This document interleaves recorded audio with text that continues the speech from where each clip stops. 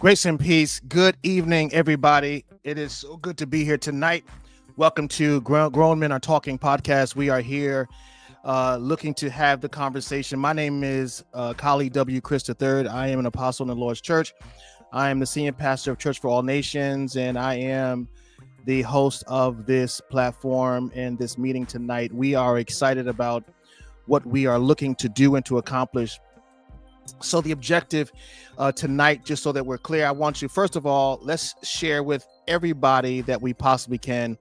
If you have Instagram, YouTube, Facebook, you can just share this just right where you are. Share it to all your friends, all your family. There's also an option to text some people.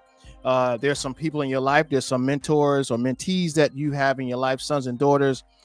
Those of you are leading, those of you, please let them get into this conversation tonight. It is going to be, I believe with all my heart, life-changing. It's a conversation that the Lord dropped in my spirit after I had a guest on another podcast that I host. It's called The Remnant Survivor. And I was talking to one of our guests tonight, Pastor Dave. You'll see him shortly. And he really sparked again this conversation in my spirit. And I couldn't let it go. And so I said, I thought of the best people that could talk to this matter. And I let the names just drop to my spirit. I really didn't sit and do a lot of work. The names just started popping in my mind. And I reached out to these brothers and they were like, yes, they wanted to do this. And I believe that they have something to add and to speak and talk to. And I believe these brothers tonight, these men of God need their voices need to be heard, and I think they're really going to help change some lives and perspectives. We're just still waiting for one of our other brothers to come on. he, he was supposed to be here, but he ain't here yet. So, but nevertheless, he comes in. We'll bring him in. You know, we always gotta help our brothers out. But listen, please, sir, please, ma'am, please, let's get a hold of everybody you know. Here he is. I just talked him up. Pastor Denny, he just popped in. We just talked about you, man. So he's in. So listen, please share, call people, let them know you're on, let them know we're on and that we're having this conversation. Call your baby daddy. Let them know that, you know, we're here to try to enlighten. I think the reason why a lot of men don't understand their value is because it's not been explained to them. And I believe that in this conversation, that the men that are here are all proven. They're all fathers. Some of them may be biological fathers. I know they're all biological fathers, and some are maybe stepfathers. I know I am, and some are spiritual fathers. They're probably all spiritual fathers, and so they can talk from various perspectives. And so I'll let them explain to you their background and where they come from. But I want to make sure we get as many people on as we can. My wife just said something. I guess my wife is my producer, so she just said something to me. I don't know what she say. Okay, so can y'all? I hope everybody can hear me. Okay. She said something may be going on with YouTube, but I'll check that out when I introduce the gentleman to come on. All right, listen. Let's get into the conversation. Please share, bring as many people as you can on. I'm gonna go into the comments to make sure I got that we can. If anybody's having any problems, they can hear us. All right, here we go. So the first guest I'm gonna bring on is Apostle Terry Lee Holmes. He's our guest, one of our guests tonight. I have also Pastor David Anderson. He's going to be talking with us tonight. I have my dear brother, Pastor Jack Brantley. He's going to be sharing with us tonight. I have the very distinguished Bishop Wilkinson. God bless you, man of God. And he's going to be with us tonight. And also have with us my dear brother. I'm trying to unmute him. Pastor Samson Denny. God bless you, man. You are on mute. I don't know why you're on mute, but you are. Sorry, I got there. You go. Okay, it's all good. So listen, welcome, gentlemen. Thank you for sharing with us tonight, giving us your time, giving us your attention to this matter. And again, like I said, while you were in the green room, I think you heard me, that you are all willing to have this conversation. And I'm so grateful for this opportunity. So welcome. Thank you. All right, so let's get into it. So first, someone, Pastor Holmes, introduce yourself, sir, and let us know where you're from. You know, what's your church name, and we'll go from there. Pastor Holmes, you're first, sir. Pastor Terry Holmes, you're first. Is he sleep or he might be in sleep mode, man. he's muted.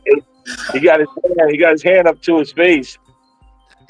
Yeah. All right. I don't know how to.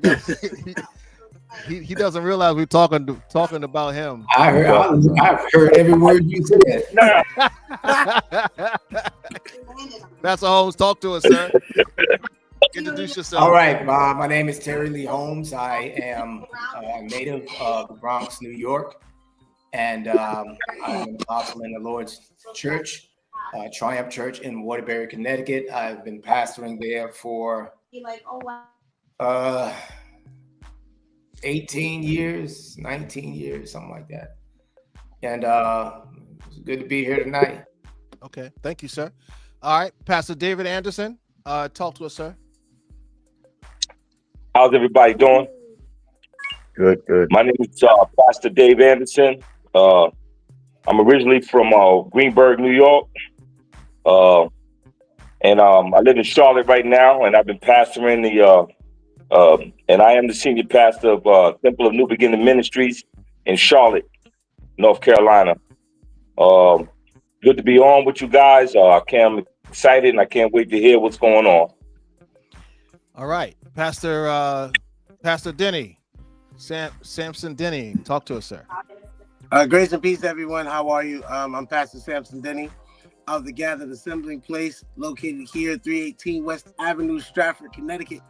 We're a place of authentic praise and worship, gathering all to come to Christ, assembling us for the Master's use, placing us all over the world to minister His kingdom, His love, and His good news. And I'm excited to be here with everyone on the panel. God bless. Man, what you selling, Pastor Denny? I was ready to buy something, man. I don't even know what you selling. You know, gotta get it all out. This is crazy, awesome. Eddie, and our prices are. Bishop James Todd Wilkinson. God bless, man. Talk to us. Bless you, sir. Bishop James Todd Wilkinson. I'm pastor of Spring Harvest Ministries in Norwalk, Connecticut. I'm from Stamford, Connecticut. I've been pastoring about 24 years now, going into our 24th year. And God has been tremendously gracious. Awesome. All right, Pastor Jack. Man. Talk to us, man. Good evening, everybody. My name is Pastor Jack Brantley. I'm one of the pastors of Cathedral of Praise in Bridgeport, Connecticut, serving under Pastor Mashawn Bernard, who actually took over for her father. Everybody know Archbishop John C. White. I served him for over 20-something years as his personal adjutant. I'm from Seymour by way of New Haven. I've been pastoring for 2.5 years under Pastor Sean. Awesome. There you are. Now we have this stellar group, this dream team. We're so grateful tonight for these great men of God. So tonight we're going to talk a little bit about, we talked about fatherlessness. And before we get started, I want to just kind of rattle off some of the statistics that we find with the impact of fathers not being in the home. So there was a survey done in 2022. The data indicated that about 18.3 million children who lived without their father in the home. So it comprised about 1 out of every 4 U.S. children are fatherless. And about 80% of single parent homes are led by single mothers. And just to kind of give some backdrop here, after about 90% of homeless and runaway children are from fatherless homes. And 84% of homeless families are headed by single women. Let me do that again. 84% of homeless families are headed by women. 90% of homeless and runaway children come from fatherless homes, and 63% of youth suicides are from fatherless homes, and 85% of children who exhibit behavior disorders are from fatherless homes. I have there's some noise in the background, and somebody's talking in the background is coming through pretty strong. We're picking it up. So that's some of the we're going to talk more about incarceration and some things, but just to kind of give some information about the impact of fatherless homes, and so tonight I'm going to ask each of these gentlemen to tell us a little bit about your home life, your background as it relates to did you grow up with your father? Was he in the home? Was he did you just know him, or did you not know him at all? And just trying to give us some of that backdrop. I'm going to ask Pastor Bishop Wilkinson to start. Okay. Yes, I did grow up with my father in the home all of my life.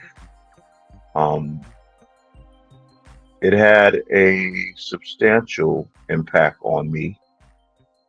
Just to see him as a visual role model. But, there are other areas where our relationship suffered only because I saw him as my dad. My dad was an assistant pastor. And so there were areas where, because of the church, I feel like I was shortchanged. Hmm. But it definitely, his presence had an impact. There's certainly things I got to see, and they became role models for me spiritually and naturally. But as I said, there were some areas where I was impacted emotionally. Um, my dad didn't have time to go play catch with me. My dad didn't have time to come to my games and do certain things that I would have liked to see him participate in my life, because there were times when the church took priority over that. Mm. And so that's the impact that it had on me. But I'm not going to sit here and make it seem like he was a bad dad. Not at all. I mean, he took care of home. He took care of us. I know he loved me, but the church was a priority in his life. And maybe I'm assuming maybe they weren't taught that balance of faith and your household.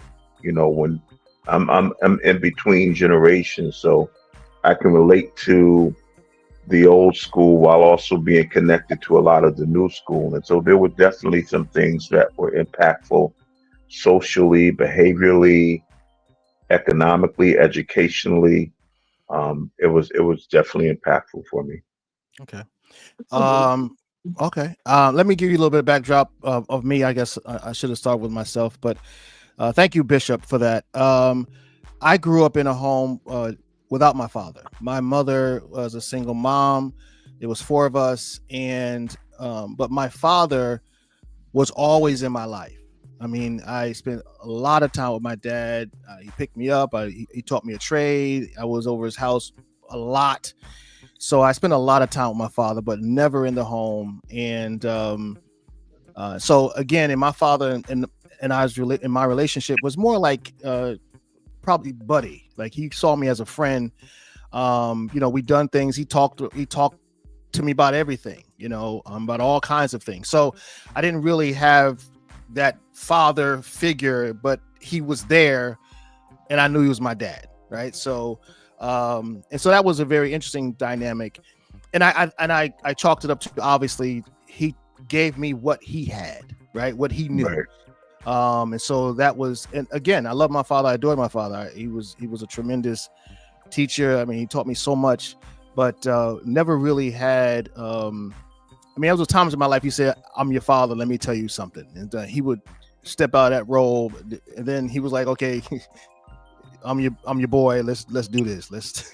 So, but I'm appreciative that he was in my life. I really am. I'm glad that I did have that, and I know I got a lot of my work ethic and my skill set from him. So I just want to drop that in there. Pastor Anderson, tell us a little bit about your relationship. Yeah, well, it's good to hear those father stories.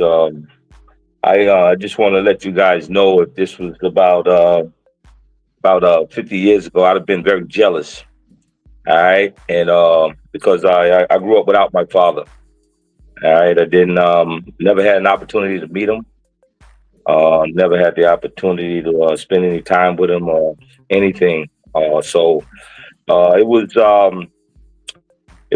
a hard hit for me at a young age, because I lived in a household where my brothers and my sisters had their fathers, and so it was right there in my face. So I couldn't avoid it, couldn't run from it, couldn't get away from it, and it caused a lot of grief and problems in my life personally, and it caused a lot of resentment towards my mother.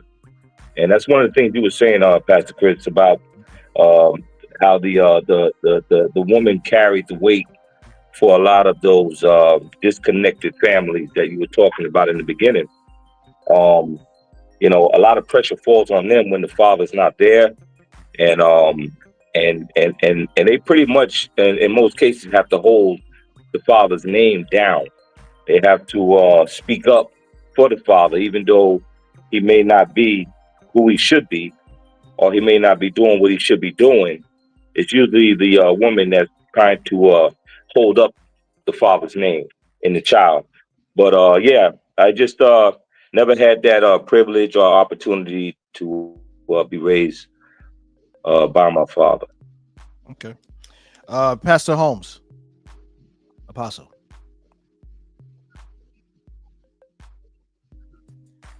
Yeah, so I grew up with my dad, and to me, he was the best thing since sliced bread. He was a true man of God, and I heard Bishop Wilt talk about the balance with church, and my dad had that balance. Mm-hmm.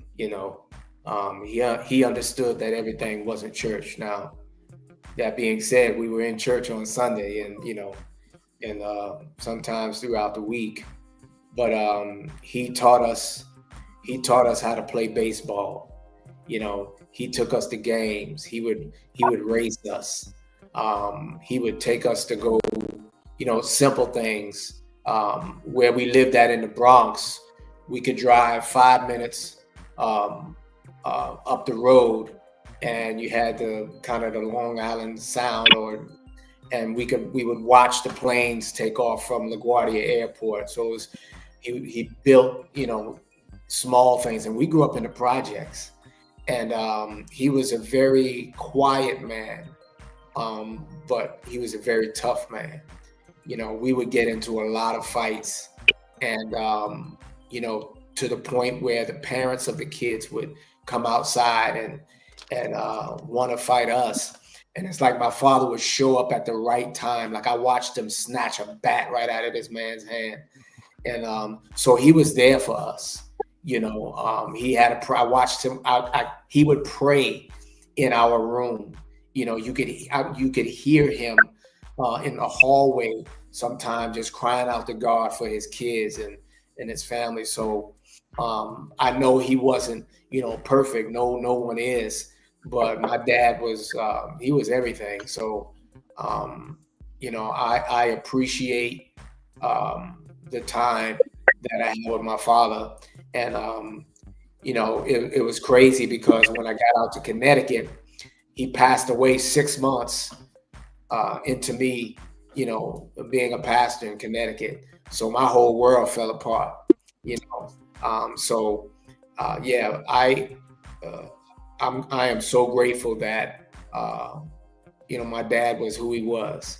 You know what I'm saying? Like, he was tough, he was strict, but at the same time, like, he was dad, and so I appreciate that. Awesome. And,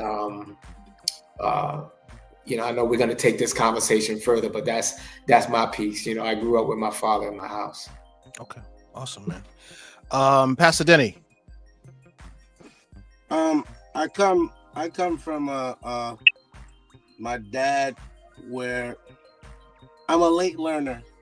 I always had my father in the house with me, but I didn't have him in the house with me.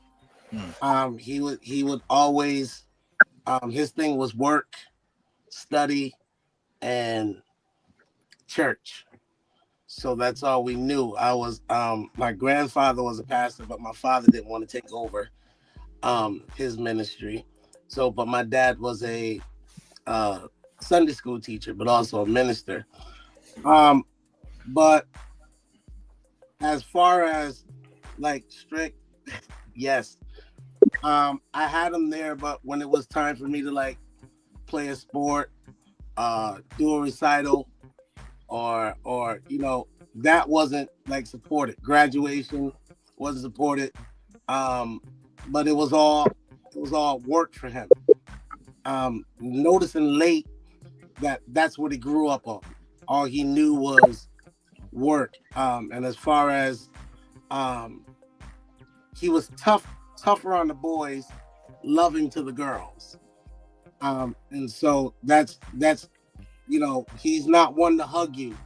He's not one to you can kiss on the cheek. He's not one you can sit on his lap. He's not one to cry. anywhere. You got to be tough. Is one of the moments. If you cried, he took you in the back, and it was a problem.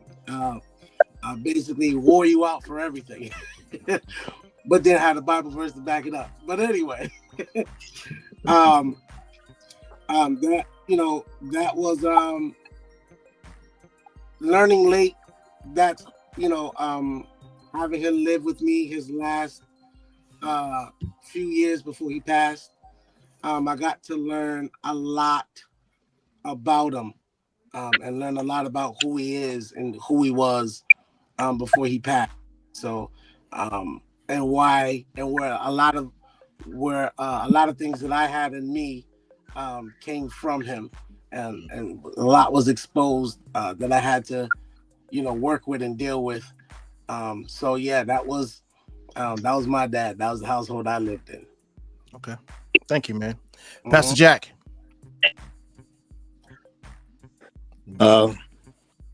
Honestly, my background is pretty much similar to Pastor Denny.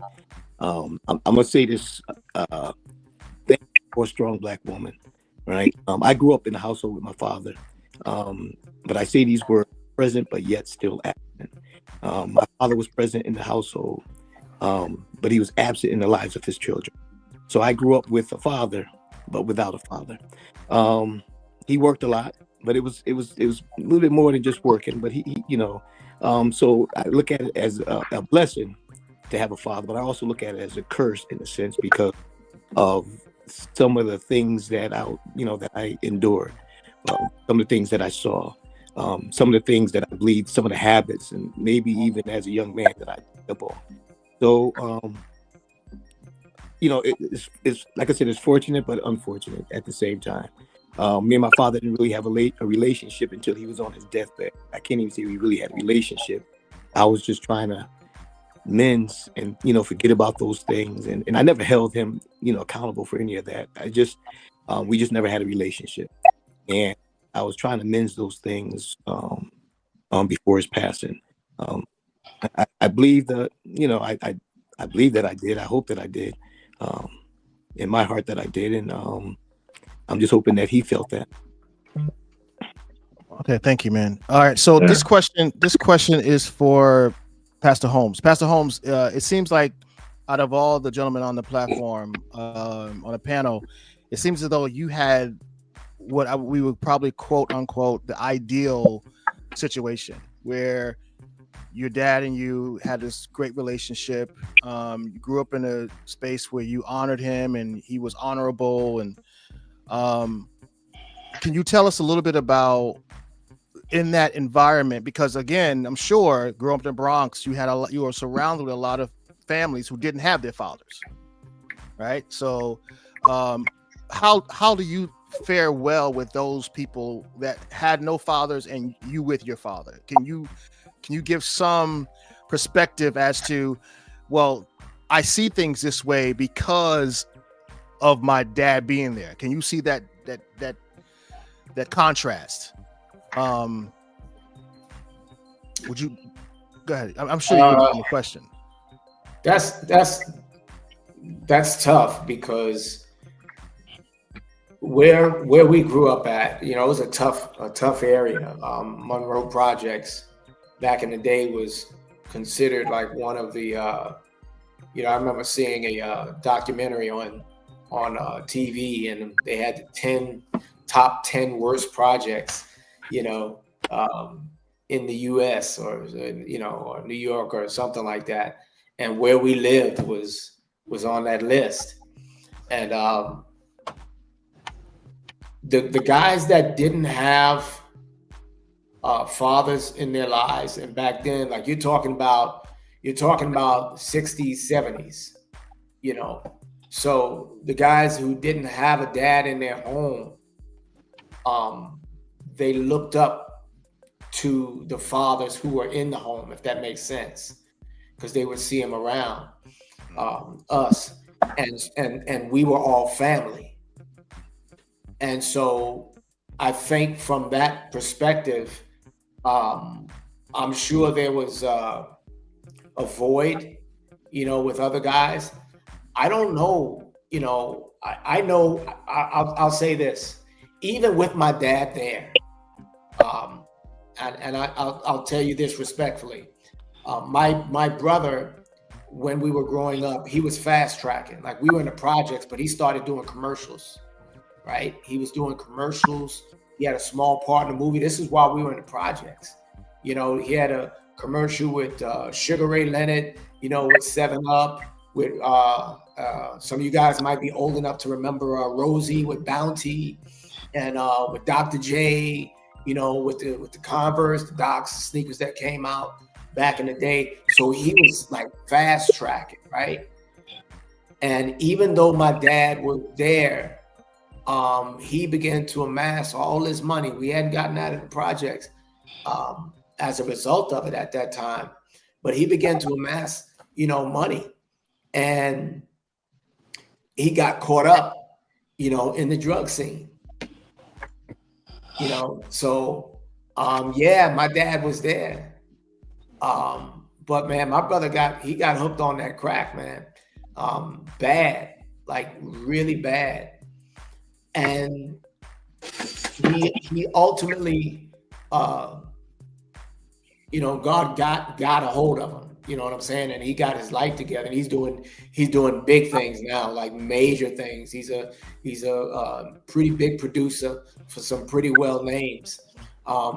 So I say that to say that, yeah, it was great. You know, we all turned out okay, but we had some roller coaster rides. You know what I'm saying? Like your environment can either suck you into the environment, or you can be sheltered from the environment that you're living in. You know, but it's a hard fight either way. And I think without a dad, without a father in the home, it makes it that much harder. You know, I heard one of the pastors say, "Shout out to all the single moms." You know, shout out to all the fathers. You know, like no shade, like I don't even want to get into the other question. You know, like why aren't the fathers in the home? You know, I heard my man mention working. You know, my dad worked. I work, so I get that gene. You know what I mean? I work. I've been working since 12 years old, so I get that gene. But I'm there for my kids. You know what I'm saying? So I don't know, Apostle Kali, if I don't know how I would have turned out, because I watched my oldest brother. He turned out to be an engineer, you know, major engineer. You know, my younger brother and my sister, they got caught up in the life, you know, but they got their lives together. You know, but for the grace of God, man. Yeah. Okay. Bishop Wilkerson. So you heard what Pastor Holmes said, and you had the relationship you had with your dad present, but wasn't priority. That's kind of what I'm hearing. Like, you know, you felt your dad was there, but the priority was church, right? Yeah. Now, based on that, where in your life did you see, like, how did that impact you? Like, how did that make, like, as a man or going through life, what were some of the areas that you can, like, pick points, like, that's why I do such and such and such. That's why. Oh, I can think of a lot of ways. It kind of determined how I handled my son. Okay. You know, because sometimes them being present, it's more than them just being present. It's the emotional health that comes with them being present. What they saw. You know what I'm saying? So sometimes I met my dad's mother. I never met his father, so I don't know if his father was ever present in his life. So as Pastor Sam said, my sisters would have a different emotional connection to my dad than I would, because they got the hugs, they got the love. I didn't get that. I got the things that I wanted. I got the things that I needed. You know, on my street, I was the first one to have leather Converse. My dad certainly was a provider, but again, it was lacking. There were times until I got older that we established the emotional connection before he passed. But that was probably because he didn't have that with a father. So he didn't know how to navigate with that. And so I had to learn how to navigate that with my own children, because I found myself treating my daughter one way and treating my son another way. I find myself, even when I started pastoring, not knowing how to balance church and family. Now, before I started pastoring, I did everything I thought my dad shouldn't do. None my children, I had both my children out of wedlock, but every school trip, every conference, I was with them instead of their mothers. In some cases, I went on every school trip that my son and daughter went on. I went to every conference, parent-teacher conference. But I did notice that I treated my daughter emotionally different than I did my dad. That passed down to me. I did notice that I had to learn how to balance church and home. That passed down to me. But as they all stated, but working and being a provider, I did get that. You show up when it's convenient, you know what I'm saying? Because you want them to understand that work and ministry is a priority. So I didn't have that balance, and I've had to learn how to navigate and establish that in my life. But again, if the fathers are there and they're not healthy, then that's gonna trickle down to us. Wow. And that if they don't have the balance, I had to navigate that. I really did. And I struggle with that now. My daughter even asked me now, do you sleep? Because she asked me that just a couple of days ago. Dad, do you ever sleep? Because I didn't learn that balance. So do you carry any guilt? Or do you give yourself enough grace because you were raised a certain way and then you had to kind of work back and well, let me ask a different question. Let's not go to guilt. I'm learning that though, just to piggyback of what you just said. I'm learning that, but I didn't have that grace. I'm learning to have it. Okay. But I didn't always have it. Okay. All right, Pastor Holmes, you're going to jump in. Yeah, something I think two of you guys said, as far as sons versus the daughters. My dad was very lenient toward my sister. I remember we would ask my father for like 50 cents, which was a lot back then, for lunch. And, his response was, boy, I ain't got no money. And my sister would get like $5 every day, but I think what it did was it put something, like he didn't just give us, Wilt mentioned, he had the sneakers. We did not have the latest, like at all. We didn't have the latest sneakers. We didn't have the latest, clothes. We didn't have that, like at all. My father, if whatever we needed, we got. And I assure you, it wasn't name brand. No, we got that. Yeah. So, but I think it put something in us, to where like I don't care, about dressing, you know what I mean, or dressing up, and I'm appreciative of that, because that just wasn't it wasn't a big thing, and my mind didn't go to, well, I didn't have it then, so I want everything now, and I think him not giving us money gave us a certain ethic that you ain't gonna get it like that.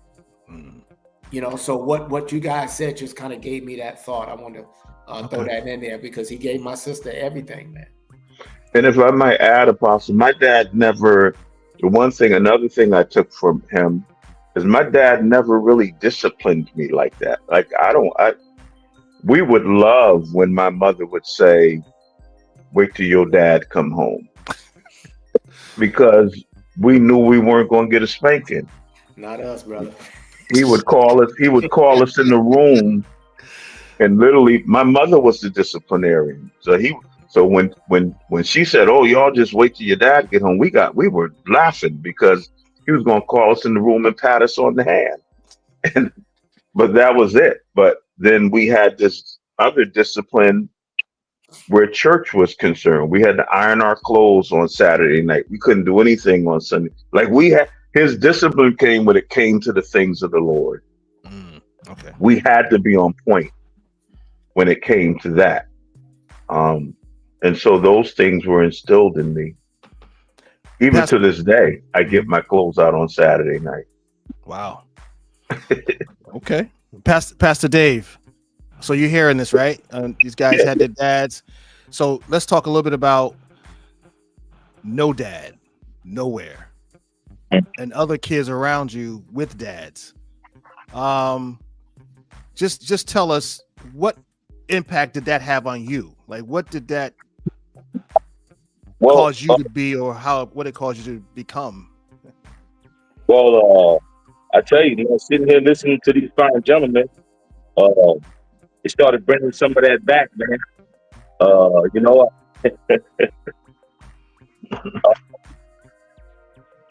Man, you guys are blessed, and you guys are thankful for having your fathers in the household or in the presence. But coming up without one, not knowing one, is it's psychological. Okay, it's very psychological. You're searching for an identity, and it's tormenting because sometimes you don't know who to be like. Everyone right now, if they was brought up with their father or around their father, they're just like their father. All right, you might have some differences here and there, but you carry that trait. You carry that, and but when you don't have them around, you're looking for that person that you want to be like, and then you have the searching, the searching process. Where's he at? Where could he be? Is he with another family? Is living somewhere in a better life, better world? I grew up in Greenberg projects, and most of my youthful years was poverty stricken. Right, a lot of things were missing. A lot of things were not added to the family. And like I was saying, my brothers, my sisters had their fathers, but back then, the fathers were different. So this is when they used to say, "Where he lays his hat, he lays his head." They used to carry around the wallets with the pictures that would roll out of their wallets. You know what I'm talking about? And it's like a little plastic thing that comes down out of their wallet to show you what they did.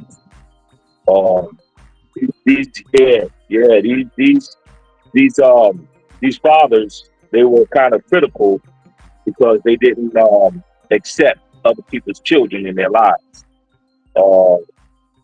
and so it was very challenging, and it caused a lot of problems for me, all the way through grade school, through high school, and it led me to places where a lot of you guys probably never visited before. I started off in group homes, detention centers, county jails, and state jails, and and I did my time. Been arrested over 22 times. Been in 2 different group homes. Been in 3 different detention centers, and so one of the things that Pastor Chris was saying about your statistics, and I heard those numbers. I wrote those numbers down, but the statistics for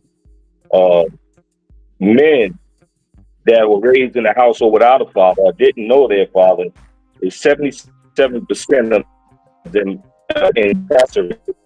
That's right. 77%.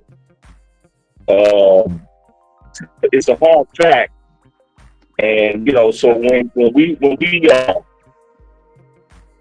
talk about our working things of growing up with our fathers, sometimes we got to be careful, because it's something I said to Pastor Chris the last time we spoke. I used to sit inside the classrooms. And I think this was somewhere in the 6th grade. And back then, they used to have what they call Father's Day inside the schools.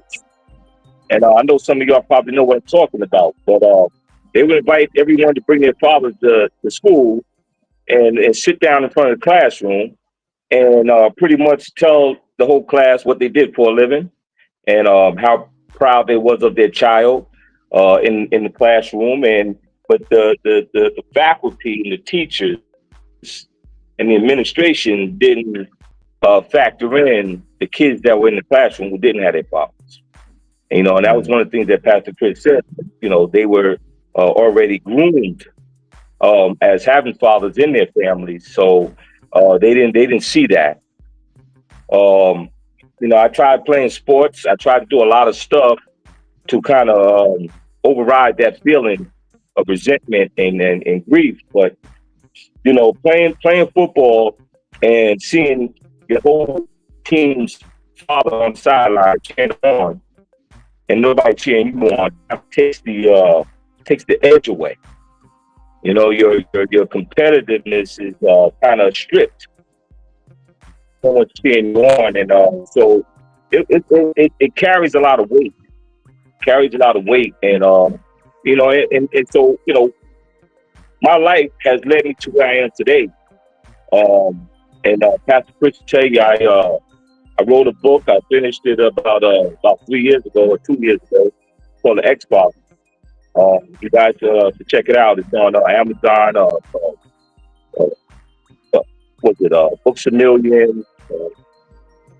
You can get the book and check it out because it tells a real hard fact of coming up without a father. And so what I do now today inside of my church is discipleship is very important because a lot of young guys come in the church and being without a father is something that they kind of they suppress.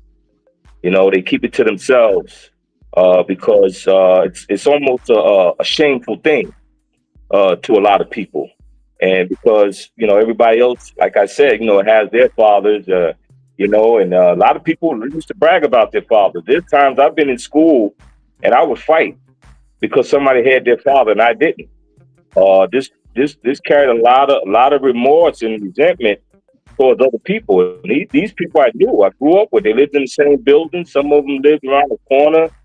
And don't come around me talking about your father too much because that used to make me ball my fists up.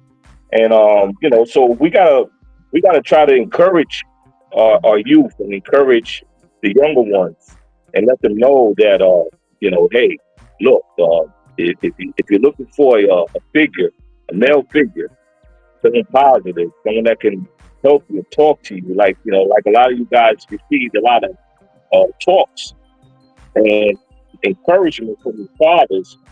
That's what these youth need. That's what they need. They need someone to speak into their lives as men, because that's what they're lacking.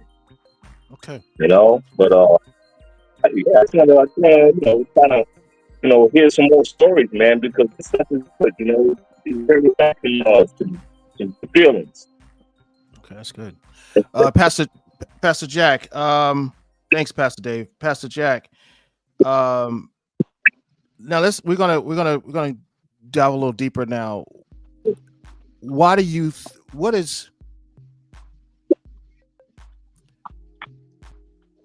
think we have such a high rate of fatherlessness? I think, if I'm not mistaken, Pastor, one of the pastors might have said it could be the environment that they grew up in. I can say this: my father grew up in a single parent home, and he was raised by his father with his 4 brothers and 3 sisters. I don't know the relationship with him and his father. So again, we can talk about it all day long. We can come up with different things and still be wrong in some households. We can go way back into the 40s and 50s where if women wanted to be get state assistance, that they couldn't have a man in the house if they weren't married. We can go way back then. But I think too, it could be responsibility if you're not really taught it. You like all the benefits, but you don't like the responsibility of being a father. I can't give you one answer or why I think it's fatherless in this in the community. I'm sure everybody can give it, and we still didn't hit the mark of why there is. But I definitely believe it goes back to the environment. I definitely believe it goes back to what they've been taught. Again, I think it's like I said, people want the responsibility of being a father, not the responsibility. They want be a father, but they don't want the responsibility of being a father. Yeah, they want the name. The name sounds good. Yeah, and I think it's easier. It's easier to walk away. I mean, it's for some reason, for some people, it's just easy to walk away from their child. I don't understand that, but for some reason, it must be. I don't know if I agree with that. Respectfully. What's that? Well, hey, I want to say something according to Pastor Bradley there. It's easy for men to do that don't have an understanding of what it takes to be a father. Well, that's what I did say that. Yeah. Because a lot of like you were saying, a lot of people love the title. Yes. Okay, they love the title of being a father. It's just like the minute your baby's mother or your wife or someone gets pregnant by you, boy, listen, you out buying cigars, you're happy you're going to be a dad, you're telling everybody, you're bragging about it. You're just this different person, right? And then when the child comes and all the responsibility comes with it, okay, pressure bust pipes. And some of these men start to realize that their paycheck is not carrying the weight. Okay? And they start missing those Nikes, and they start missing those nice cars, and they start missing all the things they used to do. And they say, well, I'm bailing out. So I'll be a part-time father. And some of them just bail out completely. Altogether. Well, I think we missing the historical context too. But that's what I wanted to get into. Okay. So here we go. So hold on. A whole agenda. We're gonna getting the fathers out of the home. We're gonna deal with that. Alluded to that. When going back to the 40s, and but there was prior to that. There was a campaign. So let's unpack that. So the whole welfare was a setup. The prison system was a setup. Absolutely. It was all to get the head out of the house. And now goes back to slavery. Has kind of changed to where it's not a big deal. Like a single mom is the norm. To have 3 kids and 3 different fathers is the norm. And so I don't even think it's a thought to the guys that they want the name father but don't want to be a dad. Dudes is out here just slinging, and girls want a lot of these chicks want babies, but they don't want the relationship. So like there's both sides, but there's also the historical part of that. But it goes back to beyond where you have gone. Go ahead, Apostle. I'm trying to organize this, I'm sorry, man. The sleepy one is trying to he woke up, so he want I want to hear. I don't know what you're talking about. No. Go ahead, Pat. So just real quick, because he never said why he didn't agree with what I was saying. Well, hold on. We're gonna get there. He trust me, you will know before this conversation is over what he disagree with you about. So let's just be clear about that, my brother. All right, so Pastor Denny, I want to give you opportunity, man. So now you know where this is going, right? Because there's various schools of thought, right, on this, right? There is there's a historical school of thought, which we're gonna delve in. We're gonna deal with the culture, right? We're going to deal with the transition of, like, when you talk about the World War II, when women started going to work in factories and men were dying in war. So all of that kind of impacts it as well. So it does go way back. But I want to give Pastor Denny an opportunity before we do a free fall, because we're gonna go in, because you guys, I knew it was gonna blow up. But Pastor that's Denny's good. been quiet ever since he made his Well, sales no, pitch at he's the a gleaner, beginning. man. He's a talker, but he packing his gun. Don't you worry about it. Pastor Denny. So now you know we're going with this, right? Because we're now asking the question, all right, what is the mindset behind, and just from your experience, what do you think the mindset is? We know there's a historical component. We know that there's a culture component. We know there's a social component. And we know we live in an information age where everybody's living online. But what do you think is one of the more glaring experiences you've had, even with your own life, as to why fathers are not home? Some of them, not all of them, because we know there's all kinds of different scenarios. My thought would be my mindset would be a lack of responsibility, because when I'll use me for example. When I had my first, I didn't know, like, if I was going to be a good father because of how my father was to me, and I didn't know how to raise one, but now I have one. So it's to me, my mind was like, you can't run, but you could run, but you're gonna pay if you do run. You get what I'm saying? So you had to, it was just like Pastor David said, long nights, waking up, work. Then it's like, work was an escape for me. So I was glad to go. 7 o'clock hit, I'm out. Good, your turn. But I think it's the mindset of taking on the responsibility, and not knowing if you're gonna fail, or not knowing, if you're gonna make it or not.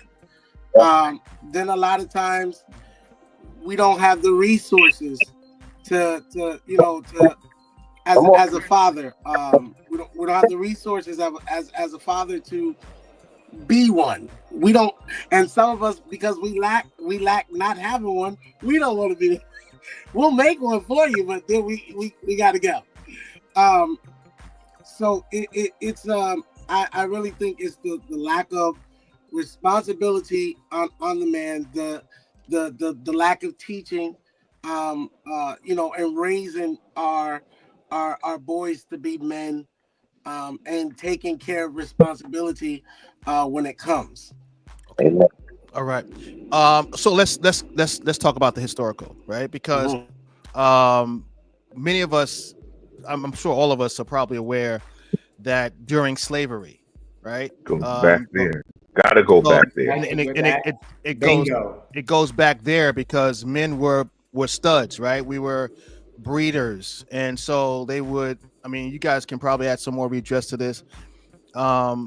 And you all know how that worked, right? One guy got in, he's having babies with all the women. The biggest guy, right, was the breeder, right? So, and they would ship him out, sell him, and separate the family. And he would sleep with 4 or 5 different women, and that's kind of how that went. But I'm just giving the overview. But I want you all to delve into that because we do understand, right, that even though it happened way back then, it's still impacting our community today.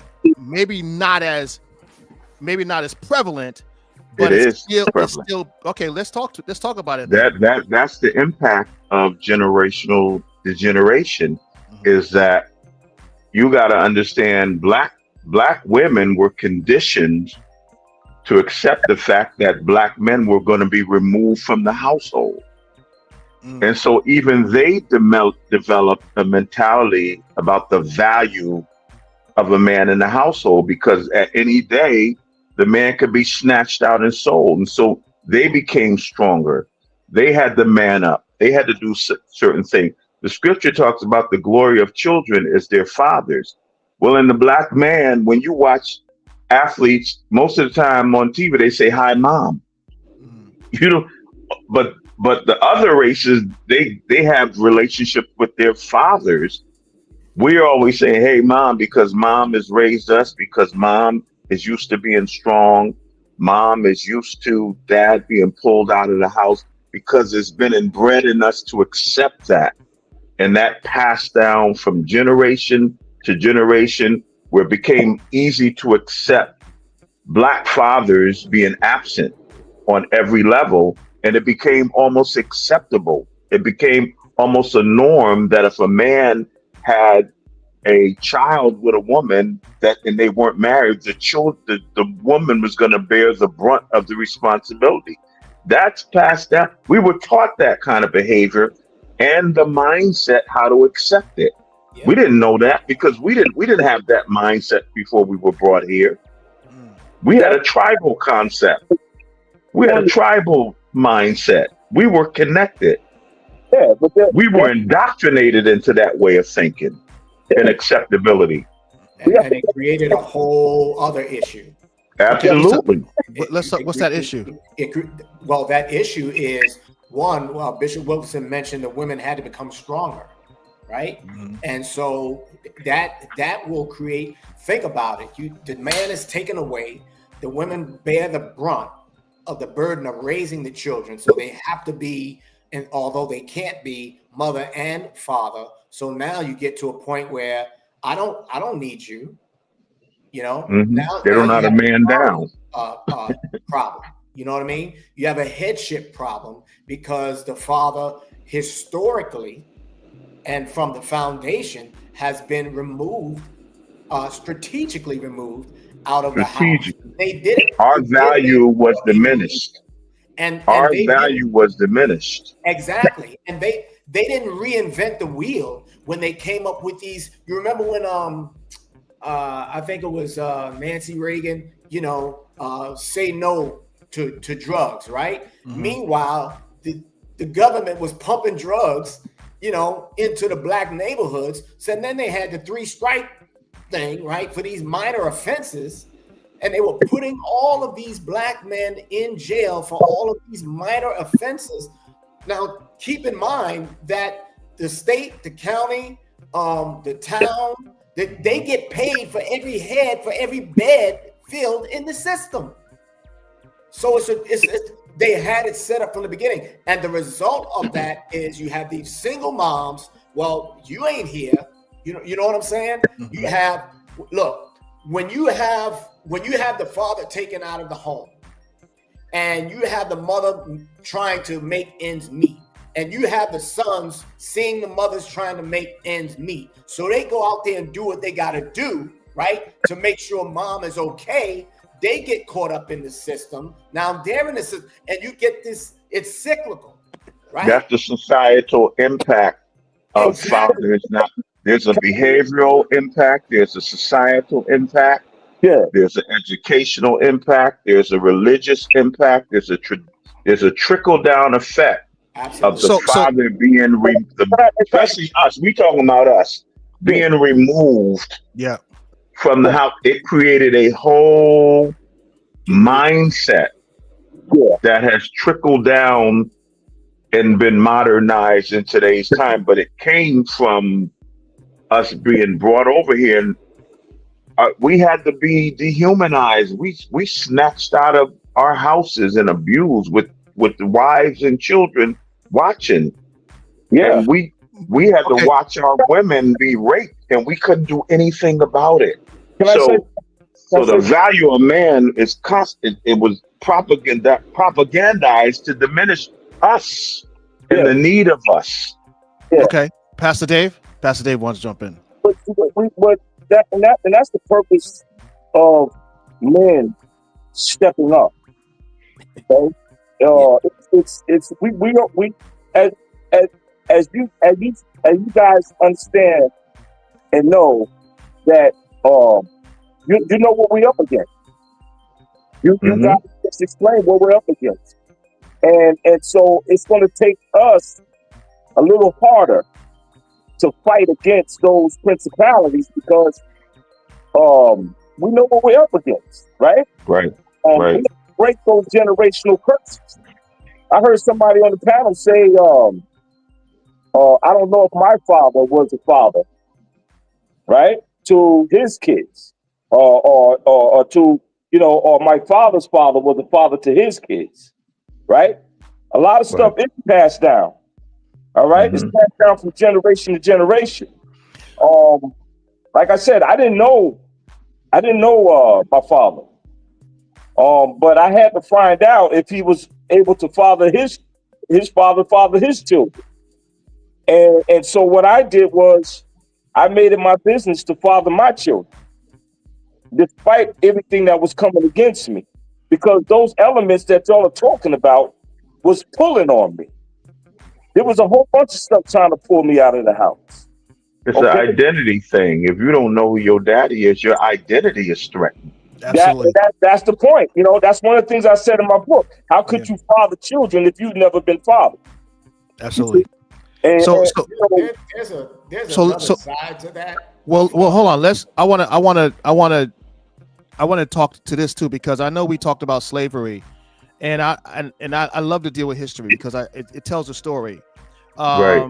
So now there was a time, right, in the 70s, 80s, not 80s, sorry, 80s when it went sideways, but in the 30s, 40s, 50s, where there were fathers in the home, right? People would stay married for a long time.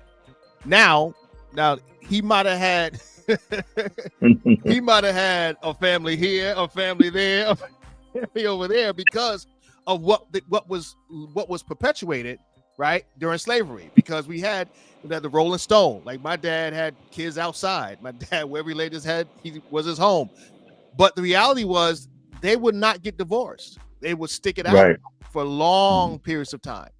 And that, in my mind, was the energy to try to keep a family, the idea of trying to keep a family, whether they were fathers, how they fathered, that's another conversation.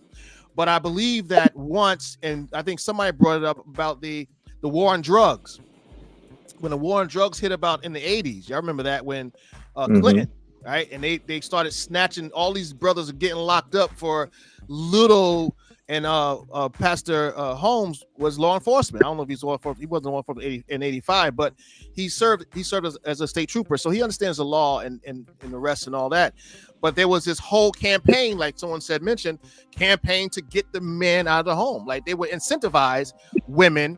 We'll help you with welfare, but you can't have a man in a home. Right. So you had a lot of that going on, where the government was actually perpetuating and incentivizing women, not to have the men.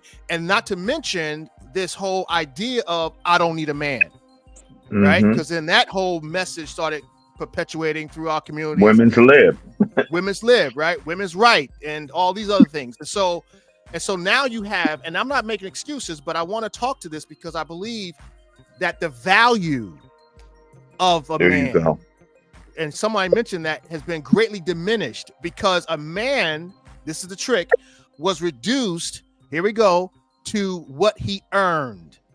As long as he wasn't, if his wallet, how much he made, was linked to his value. If he didn't make any money, he wasn't worth anything. Now, when the women started making the money, then he ain't worth nothing, because now you follow. You see how this works? Preach, preacher. You put the value of the man on the dollar. And then because you control the dollar, you give her more money, right? You give her more tax benefits, right? You follow? You get more deductions to keep the man out of the home. And the only one who's going to do that is not those who don't have money. That have money is those who don't have money. That's going to be chasing that. So that's right. So that's right. That's good. That's very important, because you spoke about values. And a lot of times, people put their self-value with a price tag on. And when it comes down to our children, and I know everybody on this panel understands this, your child or your children will be more happy, okay, especially at a younger age, spending time with you all day long, and you ain't got to have a dime in your pocket. Because I'm telling you, I know a lot of fathers who feel like they can throw money at their relationship with their children, especially those who are paying child support. They feel like they don't need to go around their children, do anything with their children. As long as they're paying child support, they're going to be fine. And a lot of these children would rather spend a whole day with you than to spend $100 with you. You know, because that's the value that a man has with his children. Now, what you're talking about, Pastor Chris, is the value that women see as the mothers see us as. Sometimes, not all the time. No, men see, I beg to differ. Men see us that way too, because when you walk in a room full of men, somewhere along the line, the conversation is going to end up in, what do you do? Well, Pastor, that's a good point. Or if you say you're a pastor, how many members you have? What I'm saying is that's man to man. I'm talking about man to children. Well, he's saying that too. He's saying that too. He just took it a step further. Yeah. But I want to say this because I think it's important to say that Bishop Wilkerson, when men do that, it's also a way to. It's actually a way to relate, right? So men, it's not always about how much you make. It's more about what you do. Now we associate how much you make to that, right? If you say you're a lawyer, we expect you to make a lawyer. But I know some lawyers who drive Ubers. So we always can't determine that. But the reality is this: and let me tell you where I'm getting that from. I remember when I worked for Price Waterhouse. I work for Price Waterhouse, and we walk into a room with a room with all new recruits, right? And they teach all the new yuppies that were coming on to be one of our a part of the firm. Anybody you meet, you automatically assume that they're a partner, because once you assume they're a partner, if they're not, you're good, right? But if you assume that they're not a partner of their staff and they're a partner, you've insulted them. Right. And the reason why I mention that is because whenever you meet a man, he is always identified by what he does, his craft, right? Because that's associated to his who he is, his contribution to the society, if you will, right? Because everyone knows what's your contribution. What do you do? What do you offer? Right. Are you worth my time? I don't necessarily think that it's always about their money worth, and when it comes to men, right? Because I think I can respect a guy who is building buildings, right? Because of what he does, right? The work ethic, the craft. He may not make a lot of money, but because I know his skill set is difficult, I will respect that guy, right? Yeah. More so than I respect the guy who's sitting at a desk pushing numbers on a piece of paper, right? Because of where I come from. So I don't necessarily agree that it's always his value of money. I don't think we always see it that way. I think men see it a little different. All purpose don't play the same anyway. Yeah. Let me throw in something here. When I got out to Connecticut, as a new pastor, I was the black sheep. You know, I wasn't from Connecticut. Obviously. I'm still the black sheep. Yeah. I couldn't help it. And to Bishop Wilkerson's point, you know, one of the first questions asked was, you know, where you come from, or what do you do? Are you full time? No, you know, I'm a state trooper. Oh, so you got a job? And I'm like, what? Like, oh, so you got a job like this? You know, so it was this, it's almost like it was a subtle animosity, you know, that I came in with a job. And so it's like I had to, like, on one side, I didn't care, but I didn't understand it. You know what I mean? But to Bishop Wilkerson's point, is like your value. And let me switch it to the church side. Like it didn't matter, you know. It didn't matter that I was a pastor. Hey, welcome to the fellowship. No, what do you do? You know, how many members you have, Doc? Like he said, how many people you got? Are you a bishop? You a pastor? So there were these questions that to me, they were like, okay, let me see what your value is. Let me see how much you're really worth. And check this. The fact that I had a full-time job, it was almost like I was devalued. As a pastor. Because I wasn't a full-time pastor. Well, see that speaks to the church, right? Right. That you're talking. Right, I'm speaking to the church right now. To go back to what my brother was saying, as far as like the fathers, because that's what this is about, and the fathers being taken away. With my first marriage, my ex dipped with my daughters. She respectfully, she took thousands of dollars out of the bank. So I couldn't even go get a lawyer to stop her from leaving the state, right? For a retainer. I called a lawyer. Hey, she's about to leave. Okay, I need $5,000. Went to the bank. Hey, Mr. Holmes, there's no money in the account. She had cleared out every dime, right? And took my daughters. And they went to Georgia. And so I wasn't there physically for them. But I was at their I flew for their concerts. I flew for their, down south, they have the home, whatever, home game with the football and and all these different activities. I flew. I made sure I got them up here, spring break, Christmas, whatever long weekend. You know what I mean? I would go get them. So I was not present, but I was in their life.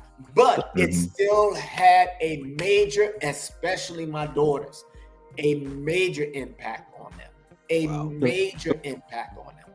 They are not the same. They are completely different.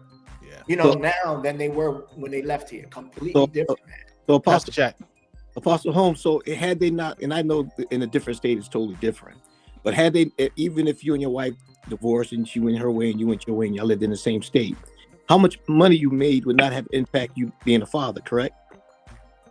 Oh, make no mistake about it. I think that was you that said it, or I forget whether or not it was you. So I'm saying this to say that it shouldn't matter how much money we make, but come on. I think Pastor, I can't see the name, Anderson said, at the end of the day, right? At the end of the day, it's your responsibility to be a father to your child, right? I don't care how the woman is acting, as long as you have the opportunity to see that child, no matter how much money you make and no matter what kind of job you have, there's a responsibility you have. Key word, as long as you have that opportunity. If you have that opportunity, everybody that's the key word. As long as you have that. Let me tell you what happened. Because environments can be created. Let Pastor Jack finish. Go ahead. I remember you saying, and I agree with you 100%, going back to slavery and how men was removed out of the homes, right? Again, back in the 30s, 40s, and 50s, when women was getting on welfare, if they weren't married, men had to be out of the homes. I get all that. I agree with you 100%. But let's talk about the men who left the home, who was not that left the home or never want to be a part of the child's life. Let's talk about those fathers. That's what we're talking about. Those are the fathers that we need to be talking about. I can't. Not the ones that didn't have no money. And I mean, you know what I'm saying? Because I didn't have enough money. No, that shouldn't, like Pastor Anderson said, whether you have $1 or whether you have $100, that should impact you being a father to your child. So, but that's good. But some don't have that mentality. But that's the wherewithal. There's another side. Yeah, see, that's what I want to talk to that. Well, let me respond to it first. So okay. I know we got you up. We told you we'll get you up, keep you up. So and again, because I know we talked to the guy who does not want the responsibility. But I know that's that. Okay, we know we got the rebellious guy, right? Who just doing what we want to do, know better, but won't do better. We got that guy. Right. But there's also the component, and I see my brother Wells in here. I wish he can get on because he's got a lot to say about this. A smart young man. There's another component to the guy who don't understand, right? Because I think there's a lot of that goes on. that one, they don't understand the impact that they make on the family. So they reduce themselves to just whatever, a check, or she's bugging, or she's tripping, your mom is, but they don't have the fight because they don't see the value in the fight, because all they can see is that the woman is aggravating them or getting on their nerves, and they don't have, listen, and regardless, now somebody should tell them, like you guys just said, that doesn't matter. Right. You got to be there, because that gives a lot of dudes an exit, right? And they may want an exit, because sometimes guys are looking for a door out, a way out.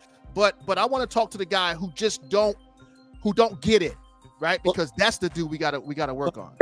Listen, when my son, Pastor Jack, I want Pastor Jack finish. There's more resources. There's more resources now than there was in slavery to how to be a good father. There's more resources now than the 30s, 40s, and 50s how to be a good father.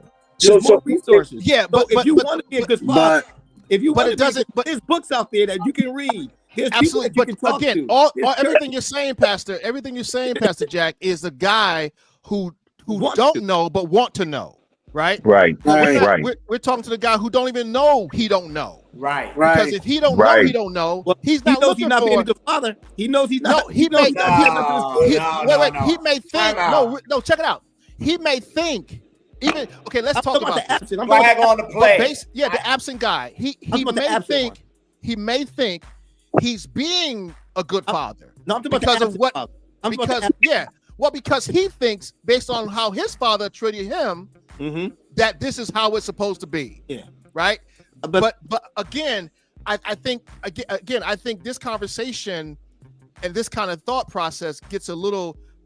It gets off, because we got to be very specific, because there's a lot of nuances that speak to these dynamics, and we do not want to, because my heart goes out to the brother who don't know, right? My heart goes out to the brother who has been shown one thing, like, okay, Pastor Anderson, he had this, and I know him for over 20 something years now. He had no father, but he fought hard to be a father, because he understood what it was like not to have, right? So he did everything he could to make sure that wasn't him, right? But then you have the guy who don't even think that way, right? He's clueless as to, like, okay, well, I'm sending I'm sending a check, right? I'm sending perfect example, Apostle. Perfect example of where some of our outrage should be directed.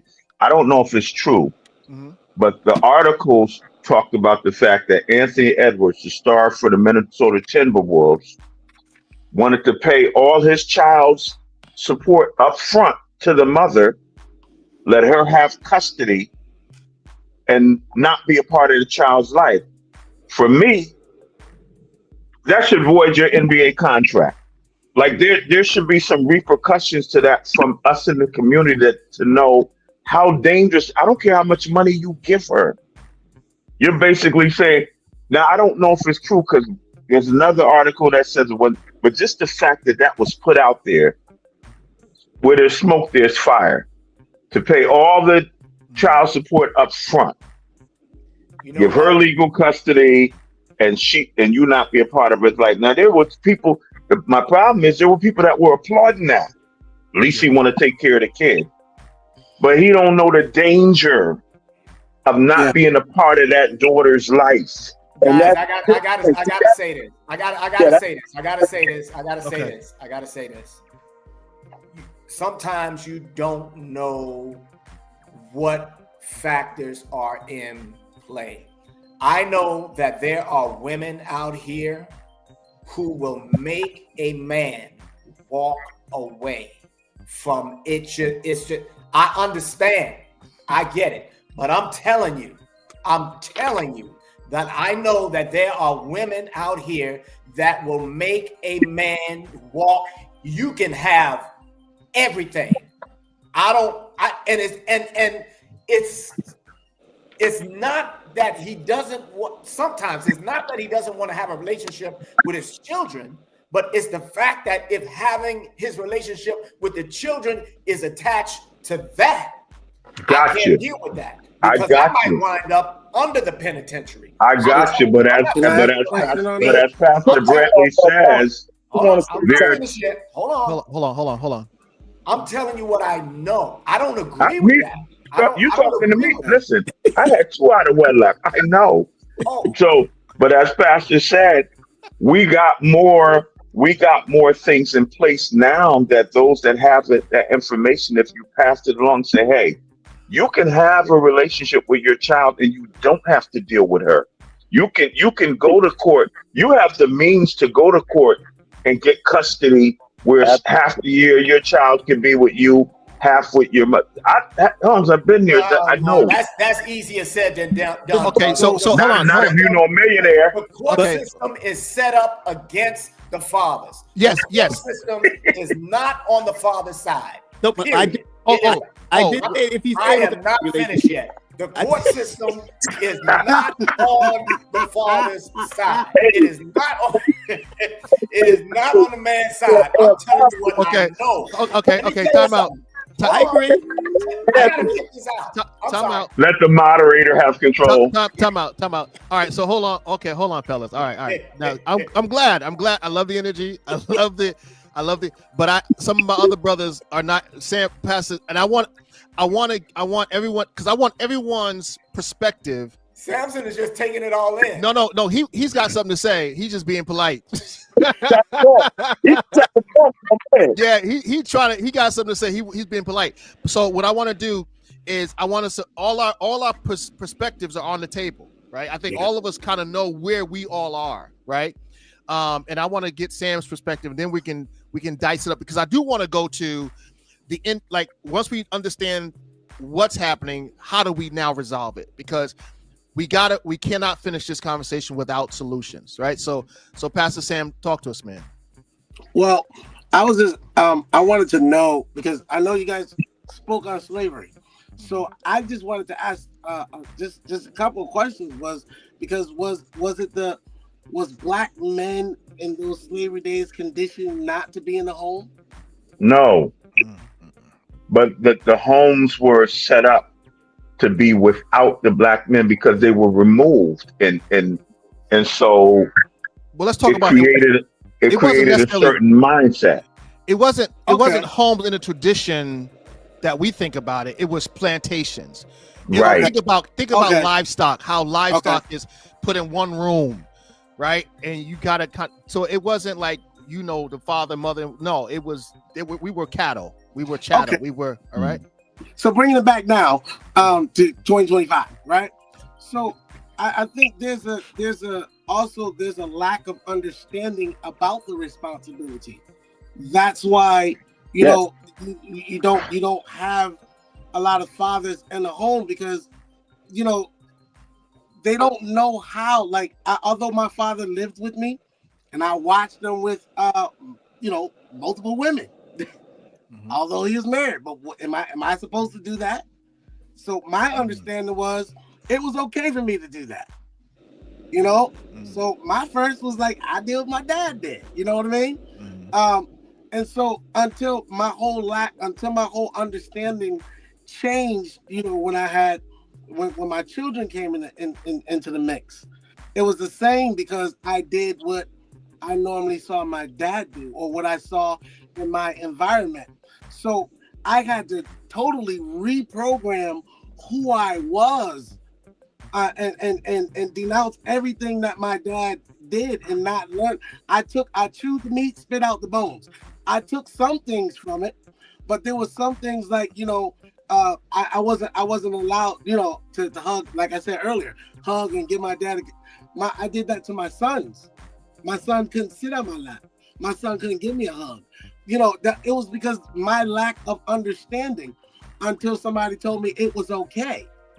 And Right. until I said, well, then let me just try it. But I saw how it, I took care of my daughters. I tucked them in bed. I did everything with them.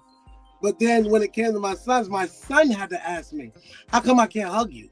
How come I can't sit on your lap? I would literally ease them off me. But until I said, all right, I'll try it. It was actually Aunt who brought to me because I seen him kiss his son, and I was like, ew. And literally got chewed out because of it. But I didn't know it was okay to do that. So it was my lack of understanding of the whole, of this. So maybe that could be another issue too, because people lack the understanding because of the environment that they grew up in. You know what I mean? I think we talked about that unhealthy presence versus just being present. Yeah. We didn't break it down like that, but Yeah. we kind of mentioned that there's an unhealthy presence that can be passed down as well.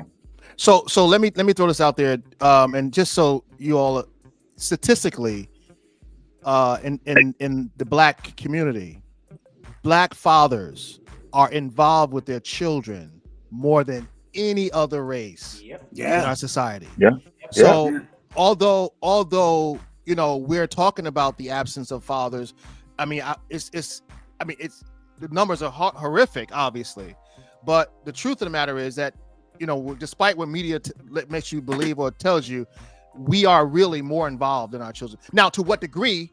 Like it's kind of because some of us have had our fathers, but not in a healthy way, or maybe not in the way that would.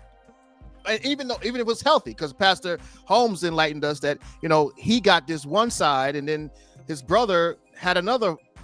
If you had his brother on a conversation, it'd be a different outlook, right, or result. So I think that at the end of the day,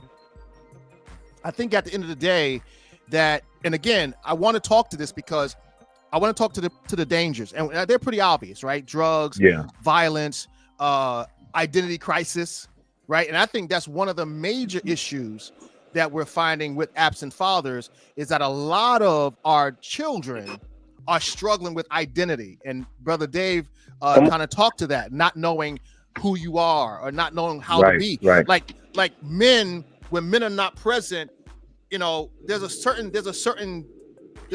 I'm lost for the word what I'm gonna say right now, but there's a certain value to just the man, how he governs himself, how he moves, how his mannerisms, his perspective, like what he sees versus what his mom sees, how they eat, right? How they get dressed, how they shave, how they groom themselves. Right? Those things are very important, because I think, and to be honest with you, I believe those are the greater values than money. Money is the low, and let's be clear, I statistically say this, I say this all the time, money is the lowest form of wealth, right? And so when people put, and that's the trick that a lot of our women, which has to be taught, which I don't think, I'm gonna get in trouble here, I don't think we're doing a good enough job in the church talking to. We're not, Apostle. No, we're not. We're not. And the thing is, Apostle, just to add to what you're saying, we are the most present, but our communities are the most devastated when we are not. Yes. You know what I'm saying? Good point. Yeah. We are the most present. We're there, but when we are not, it's more devastating to our community than anybody else's. So they said also, go ahead. The presence is more so, in my opinion, outside of the church community as opposed to inside of the church community. Okay, and so as a result, we have a huge identity problem with the males in the church, because they've been raised by single moms. And so go ahead, Pastor. I'm sorry. Go ahead. No, go ahead, man. So now we know, because we're seeing it. Listen, let me tell you, I'm not throwing stones, and I'm not, no shade, right? I went to a church one night. I hadn't visited a church for a long time, and I went to a church one night, and I looked around at the church, and I'm seeing these young boys, and I'm seeing their mannerisms, highly feminine, right? And we could look at that and say, well, that's a shame, they don't know who he is. But hold on. Then I looked around at the congregation, highly feminine. It was women all over the place. And so when you look at a young kid, and he's only mimicking his only example, right? What do you expect? right? I mean, what do you expect? Because that's all he sees. Right. And so this is one of the things when I was coming up, because I had men around me, my uncles, my cousins, right? Listen, it was no twitching. It wasn't no anything that looked like you would. If you sucked your teeth, you gonna get it. If you couldn't play with dolls. It was none of that. None of that. Now, again, I believe that creates in you, it kind of leads you in the right direction. But if you don't have that out, if you don't have that balance, what do you expect, right? And so when I said to you before about how is this impacting our churches, right? We already dealt with the home, right? But I want to deal with now the church, and we're going to deal with the community. But Pastor Holmes said something a minute ago about the external versus the world or the community versus the church, right? About how, and I want you to elaborate on that, Pastor Holmes, Apostle, how it's impacting the church, because Bishop Wilkerson says when we are not there, it's a great devastation, right? So, but when we're there, then we get what we got. So I want to unpack that a little bit, because I think that we have to really drill down as to how do we fix the church, because let me tell you something, we're all leaders here, and it's really the conversation that we need to have. Go ahead, Pastor Holmes. I know you want to. It is going to be an uphill battle, because the church has been infiltrated, and we can't even say unawares, because it's a level of acceptance nowadays for a male to be feminine or to express or display feminine, mannerisms. It's acceptable, and in the church. And so, and if there's a cry against that too loud, there will be, the possibility of backlash. And so on one side, you got to be ready for that. But on the other side, we have to sound the alarm, and it's not to, to slander, or bash. No, we need to speak the truth in love. But we have to go to where you mentioned we have to come out of this with a solution, right? And so we need to have an honest, and it's hard to have an honest conversation in the church about that, because there are so many people who are for it, and it is so normalized today. And so it's almost like you have to be willing to sound the alarm and not worry about the backlash. You mentioned we're the leaders, we talk about it here, right? Or you have to have a starting point. You have to have a foundation. I think, for one, it needs to be talked about in love. It needs to be talked about. A lot of the single moms, we talked about not knowing any better. Apostle Chris, you talked about, if that's all they see, children are going to mimic what they see. So if a little boy is raised around just his mom and his aunts and his sisters, and that's all he sees, the chances of him taking on those mannerisms are greatly increased. And so who do you blame? Well, it's not a blame game. It's let's fix this problem. Let's get men back in the church. How do we because a lot of the men will just send their wives to the church with their children. So we have to figure out a way to get the men back in the church, because when they do come to the church, all they see is, they don't see testosterone. But can I speak to that? Because I talk to a lot of men, and that's one of the things men outside of the church have shared with me, is that it has become such a feminized environment. That's why they're attracted to Islam, because they get to walk around with a suit and bow tie and be a man. But then when I come to church, if I don't praise God a certain way, if I don't cry and I'm not emotional and that's not my makeup, but that's what you keep trying to get me to do. And so the environment has been set up to really get buy-in from women because they're a majority of the church, and men feel like they don't fit because I ain't no crier. I'm not shouting like that. I'm not praising like that. I'm not acting like that. But that's the environment they're being introduced into. When we grew up, especially the generation where I am, men don't cry. Men don't do this. Men don't. So when I first got in the church, that was my thing. People would try to grab my hand and say, "Oh, come on, dance with me." I ain't got no shout. I still don't have a shout.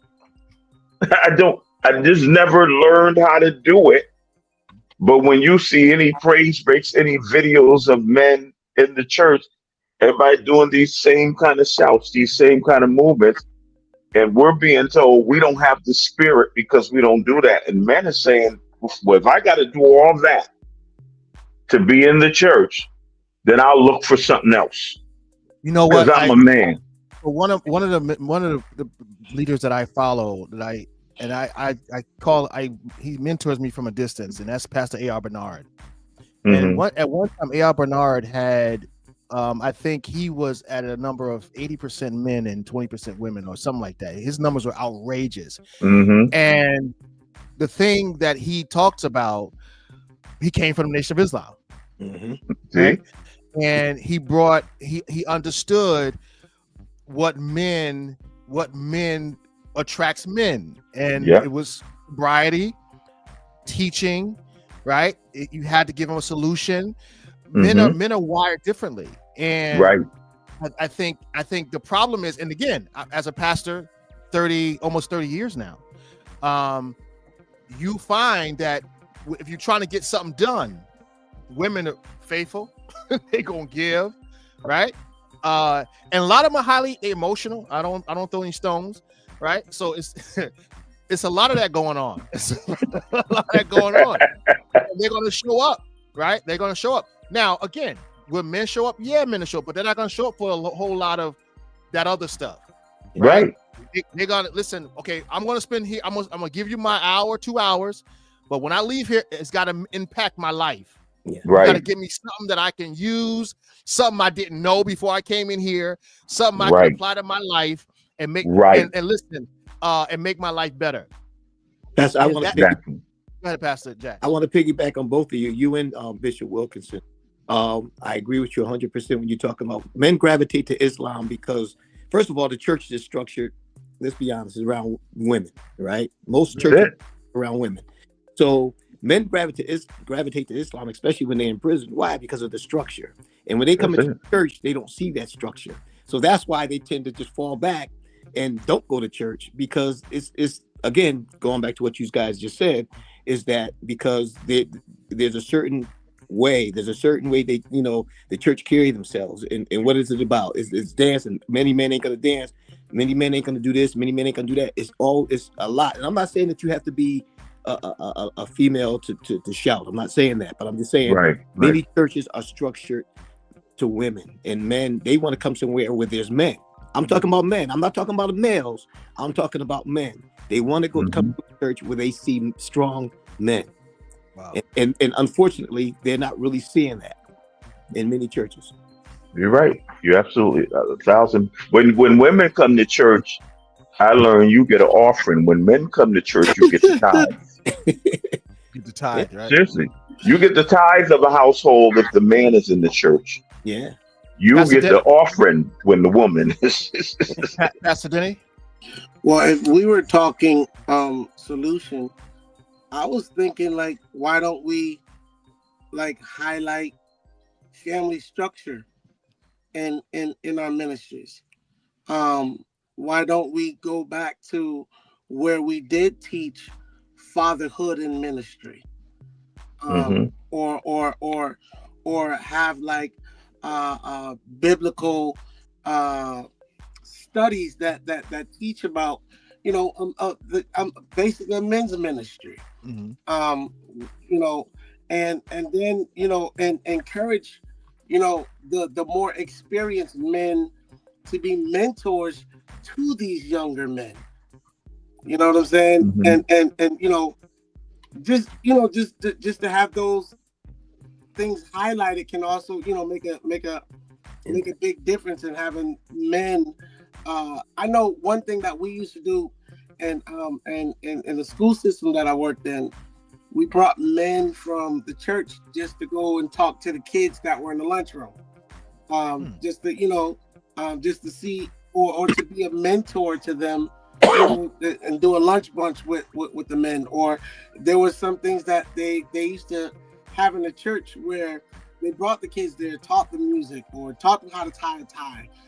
If there was a sport that they wanted to play, we as the men, we went to support them as who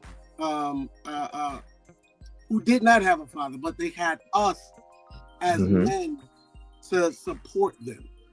So it was just to bring the impact of men back into the church system, or back into the church, back into the church is just I really think is implementing those things. And I hear that loud and clear. And I think one of the things that you can if you cater your ministry, and I won't say cater, but if you would allow your ministry to be more masculine, if you will, and because you're concerned about women will come where men are. You never, and that's the thing. Like we don't really, because we know there's such a deficit, right, or lack thereof of men. It would behoove us, if we want the ministry to grow. I mean, if you really want the ministry to grow, it'll behoove us to be more focused on trying to empower men. Men get a raw deal in church. I mean, every time there's some bad, it's the guy. Every time marriage is divorced, it's the guy. A woman could get married 10 times, but the guy, he can't have 2 wives. He's blackballed. He's right. There's no grace. There's no grace. No grace. We don't get no grace. And the thing is that she can walk into her community and get all kinds of love, right? And she could be a hellion at home. It don't even matter, right? It don't matter because men are not going to tell you what you're dealing with, because that's not how we do. So, and then nobody's going to believe you anyway, right? Because that's her constituency, that's her group, that's her campaign, that's her team. So you're preaching, sir. So you're going to have a lot of that. And so what I believe that in order for us to make a change is to first have these conversations, the fundamentals, the father, right? The father, who is the father? How do I be a father? When we see these young guys having these babies, get the father, grab the father. Listen, who's the father of that baby? Well, yeah, his name is okay. Let me talk to him. Let me get to him, because now again, we got a generation that everybody knows everything. But let me tell you something. When you start doing statistics on why boys join gangs, it's because they're looking for family. They're looking to belong. And all we have to do, and I'm gonna say, it sounds like it's simple, but it's not, is to create an environment to where they can belong. And like you gentlemen said tonight, they don't feel like they can belong in the church. And how could they? Because nothing is geared toward them. Father's Day was probably the only time you might get something for men, but we don't teach messages on men. And when one of us get up to start teaching about men, it's like self-serving. The question is, right? The question is, why don't the women get up and start talking about submission? Men, right? Men, and the role and the value of who he is, and that God blesses you through the man, and that all those contributions, and how God recognizes the man, and why maybe your house ain't blessed because you kicked out the man. You kicked out the blessing. That's a great point. Right? Great point. So if we start teaching that, because they don't know it, because you can go all through Facebook. How many women conferences you see? Right? I mean, every good Lord. And I'm not knocking women conferences. I think they may help some at some. I don't know if they're helping or not. But the point is, is that there's a lot of them. Pay for that one. Yeah, I'm gonna pay for that. But Pastor, you said something so important. When we do it, it's self-serving. Yeah. And you are absolutely right. Women got to recognize our importance and our value, and start trumpeting that. along with us, because when we do it, or you just trying to justify you being whatever, however the thinking goes, that is so important. And that's got to be something. You know why they may not. You know why they may not go along with that right away. It is because of consistency. You know, I think that you have to be. They may kick against it, but once they see consistency, which goes, you know, with what. Once they see consistency, then they'll see structure. You know what I mean? And well, I do that. That's why I don't have a lot of friends, because I'm consistently where I am. My stance does not change where that's concerned. Yeah, and I'm willing to take the beating. I'm willing to be the outlier, but it is what it is. I cannot step away from that in what I see. I've been told by men that they've been angry at me because they came to a men's thing that I talked about. And I said, you know, right now I'm sitting around a table full of spiritual mama's boys, because y'all going through conflict, y'all going through issues, and y'all are all running to the women to be coddled instead of sitting here with the men and hearing truth, even if it kind of hurts you, but it's coming from the place that you need to hear it. And it's, for me, it's always going to come from a place of love.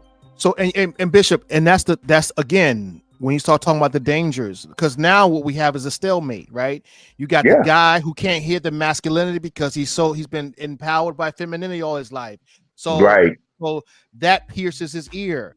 But the reality is this: I believe that we have to do more of it, because there is men who are looking for men, right? There are men who look, because Islam is not hurting for men. Even that preacher out in Philly, Jennings, right? Now he come hard and heavy, right? I mean, I don't agree with a lot of stuff. I think, well, I'll leave my opinion, but he coming hard and heavy. But his church is full of men. You know why? Because I got to get my charger, guys. I'll be right back.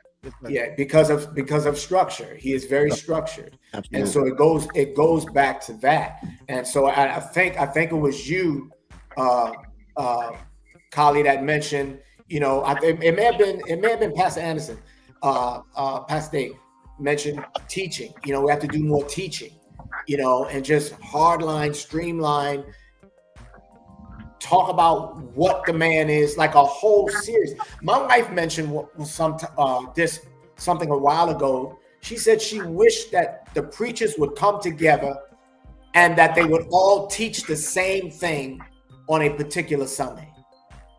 You know what I mean? Just be all on the same page and drive the same point home on a particular Sunday. You know who does that? The Catholic Church. Exactly. In the Jewish church. You go to any Catholic church and they are talking about the same thing in each church. And I agree. But you know what? Again, that's unity. Right?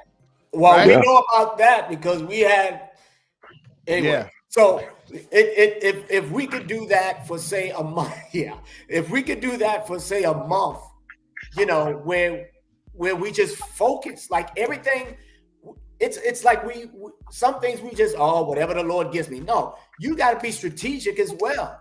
Right. And so if we're lacking with men in the church, then we need to have a strategy to gear toward pulling the men back in the church and driving out this other force, right?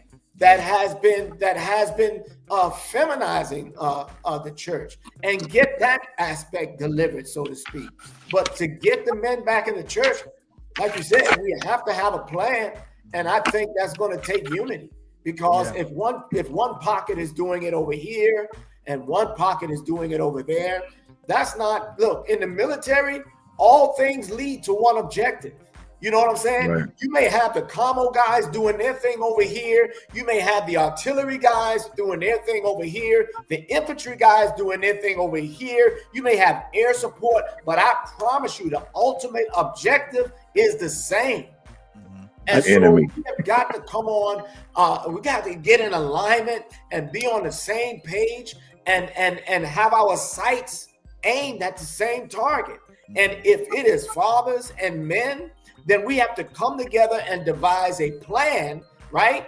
and brainstorm and strategize, right? And do that for a while and before it is implemented. And once it's implemented, don't just let it fall apart one and done. No, come back to the table. What went right? What didn't work so well? How can we fix? How do we improve this? And that has to be ongoing. You know what I'm saying? It has to, let me say this last thing. We don't only need to talk to the young males. I think Pastor Denny mentioned that. But we got to talk to these young girls who are lacking that man, that father type mentor in their lives, because everything is about the body now. That's right. And so we tell these young guys, yo, yeah, you a dad now, but bro, no, let's stop it before it gets there. So we got to teach the young ladies value, and we got to teach the young men value, and teach them, look, there are things I tell my sons, bro, the sex will be there when you get married. You have plenty of time, and they're going to be nice there. You like, I'm good. Let's go to sleep. You know what I'm saying? Like, now is the time to get on your game. Yeah. And do what you got to do and be impactful and make your dollar and get your own. And the women the same way. Come in whole, man. Mm-hmm. This is why there's a breakdown, because you got two broken legs and two broken arms, right? Mm-hmm. Coming together and trying to walk together. But if we come in whole, if we come in complete, if we come in like just healed or just whole, mm-hmm. The machine will work a lot better. So we have to have a strategy to and healing and wellness, though. Healing and wellness, Apostle, doesn't have to be gender specific. It's on both parts. Healing and wellness has to be a part of the community. And when you present it as a part of the community, I think everybody will recognize their space. One body, many members. If my foot hurt, my whole body is uncomfortable. And so, that whole message that you're talking about, again, it doesn't have to necessarily just be gender specific, but gender is going to come up in it as a part of the discussion. And I need to go into the community. Then we need to go outside the four walls, right? Yeah, absolutely. Like these guys did in the 60s, where they was down in Harlem and in Chicago, right? And they're outside talking to their people. Absolutely. Absolutely. Back then it was social injustices and all these different things. Now it's about manhood and raising our sons to be men and our young girls to be, respectful women. And that's going to take time. I was a SRO out of high school once I retired. And I went to the junior high school. The high school, man, there were fights every single day. When I went over to the junior high school, it was worse. The principal asked me, because the kids were very disrespectful. She said, Mr. Holmes, how do we fix this? I said, ma'am, this is high school. Ain't nothing you can do with this now. I said, you have to start in kindergarten. They get 6 to 7 hours in school, right? And then they go home. So you have to start the disciplinary and the structure of the structural process in kindergarten. You can't wait until they get all the way to high school to try and fix it. What I'm saying is, we have to start now. It may not kick in with this generation, but if you start it now and be consistent with it, something should catch. I was Pastor Jack. I'm sorry, man. Go ahead. I want to say this real quick, because I'm gonna have to go get myself ready to go to work. I just want to say this. I'm really enjoying what you guys are saying. I'm really enjoying this. I think we're talking about the community. I grew up in a community where I had two men, right, who took me under their wing. One was an electrician, one was a plumber. And they used to buy houses in the neighborhood, and they used to fix them up. They used to take me with them. And they taught me something that I use to this day, that if any one of my homes that need to be fixed, I don't have to call, depends on what it is, I don't have to call somebody in. It goes back to what Pastor Denny was saying about teaching and real educating people. And the question is, where are we? I'm talking about the men of the church, the positive men that's in the community. It may not be Christians yet, but the positive men in the community, where are they? It's time for us to step up, right? And again, it's our community, right? Right. So we shouldn't come together only when there's a tragedy happen. Let's say a police shooting, and everybody wants to come together and but where are we before that? Right. Where are we before that? Why are we proactive? Why are we reactive instead of proactive? Yeah, what happened to the last shooting? Because this wasn't the first one. Like, why didn't where were we? Like, what happened? You follow? Yeah. I mean, so I think that what happened when one of our own shot one of our own. And I'm talking about the positive men. Where are we? Yeah. Because there's some good men out there. Yeah. And the question is, where are we? Well, in the church, we're pushed to the background because, well, we don't preach to the masses in terms of trying to make people shout, make people fall out and be emotional. We preach to issues that count and make people change and develop and have to be whole. That's not an exciting message. But do we always preach that though? Who? I'm just saying. Many churches, I can't speak for everybody else. I'm just saying that you're saying the churches, but do many churches really preach that though? No, you know? I can't it doesn't, preach because that's a question. But I just piggyback one second, Pastor. Again. I want to piggyback on Pastor Apostle Holmes. I'm sorry, and he was talking about the other people. Y'all want to call them people, but you know what I'm talking about. One of the reasons why I think the church is so dominant and is so accepted, because many of them bring gifts and talents, right? And the church is looking for what? The church is looking for a sound. So what do? They bring a lot in, right? Why? Because they possess a sound. They can sing, they can play an organ, right? This is why they dominate churches. Yeah. This is one of the reasons why I'm saying this. It's the show. It's right. It's the show. And it's what the pastors are looking for. Why? Because they present a sound that I'm looking for. This is why pastors spend all this money on musicians. They put this on musicians than they do their children's church. Well, it might be a sound, but there's going to be an accountability. Absolutely. You know what I mean? Yeah, and that's the charge off, right? You go into a synagogue, and they ain't got all that. I don't have musicians now. Right? You go to synagogue and they don't have all of that, right? and but they're there every week. They walk. Yeah. Right. When I went to Israel, and it blew my mind. I had a Mecca moment. I had a Malcolm X Mecca moment. I went to Israel and I saw people out in the rain singing, no music, no musicians, singing and praying and worshiping outside. That's what they do. And I was like, you talk now. They waiting for the Messiah. We know he already came. We waiting for him too. right? But the difference is they're praying, asking him to come. We just don't want to get caught when he comes. When he come, right. It's a different perspective, right? It's a different perspective. One, they're like, listen, please come, because we want, whatever they think he's going to give them, right? Which they're going to get. But we're like, we should be like, come back. No, we're like, Lord, don't want to get caught with my work undone. We sing songs. What work? Right? We get I'm grateful for what this conversation has ended up at, because it does speak to what we've been saying. And Pastor Dan, I want you to jump in here. Is we have to change what we do if we're going to try to get the results that we want. And some I think it was said, don't you're too far with the teenagers. It's the teenagers that are joining gangs because they want to belong. It's those guys in high school, even though they're maybe far.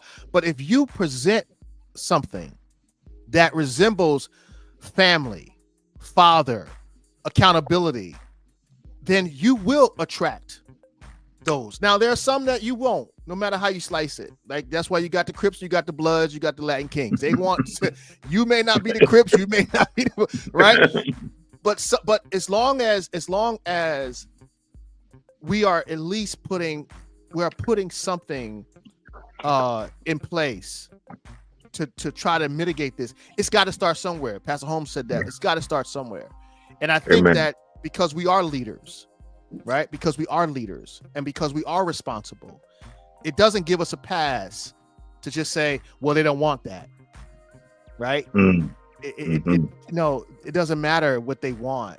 Like, God gives you what to teach, right? And I've been listen, your crowd, right? Because if you've been feeding them junk food, right? You've been feeding them Snickers and treats and Skittles, right? And now you're gonna start coming with some meat and potatoes. That's gonna be a little tough. They're gonna fight you. They're gonna fight, and they may leave you. But listen, there's a crowd waiting to hear that. And if you can get through that transition, you'll be fine. Go ahead, Pastor Denny. I want you to. I thought that was good. I think what you guys were saying, the two things that I really agree with, it's having them have a place to belong first, and then number two, having a something in place for them. I work in the school system. So I see from kindergarten to 8th grade every day. I have become more than just a teacher to them. I become like a father figure, but a lot of them, you see a lot of them facing, abandonment, anxiety, depression, all of that because they lack, the father in the home. They don't see a father figure. And so when they see structure, when they see things, they are drawn to it, and they want to stay around it. They feel safe around it. And so whether they're straight or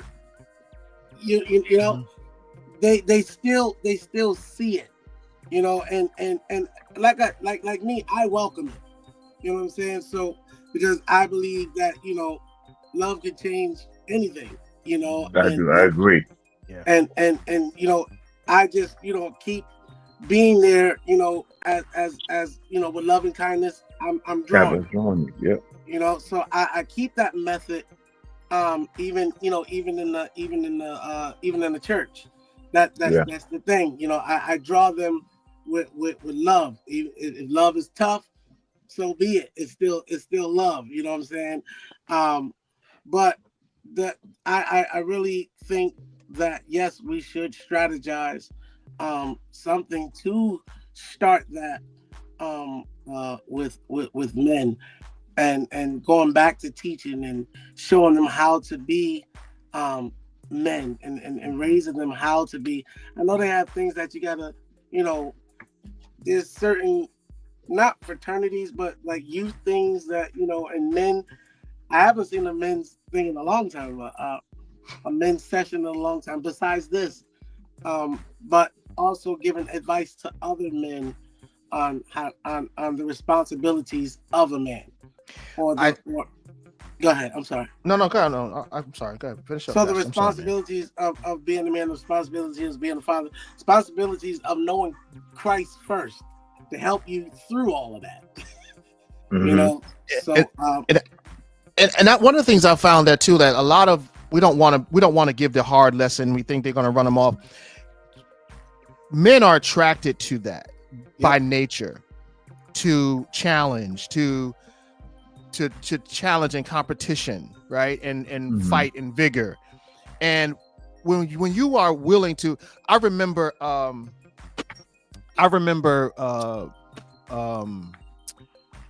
forget exactly who. I know it's kind of, I remember, I forget. No, Pastor, the late Pastor Frederick Price. One of his sons called him. I think it was Friedman.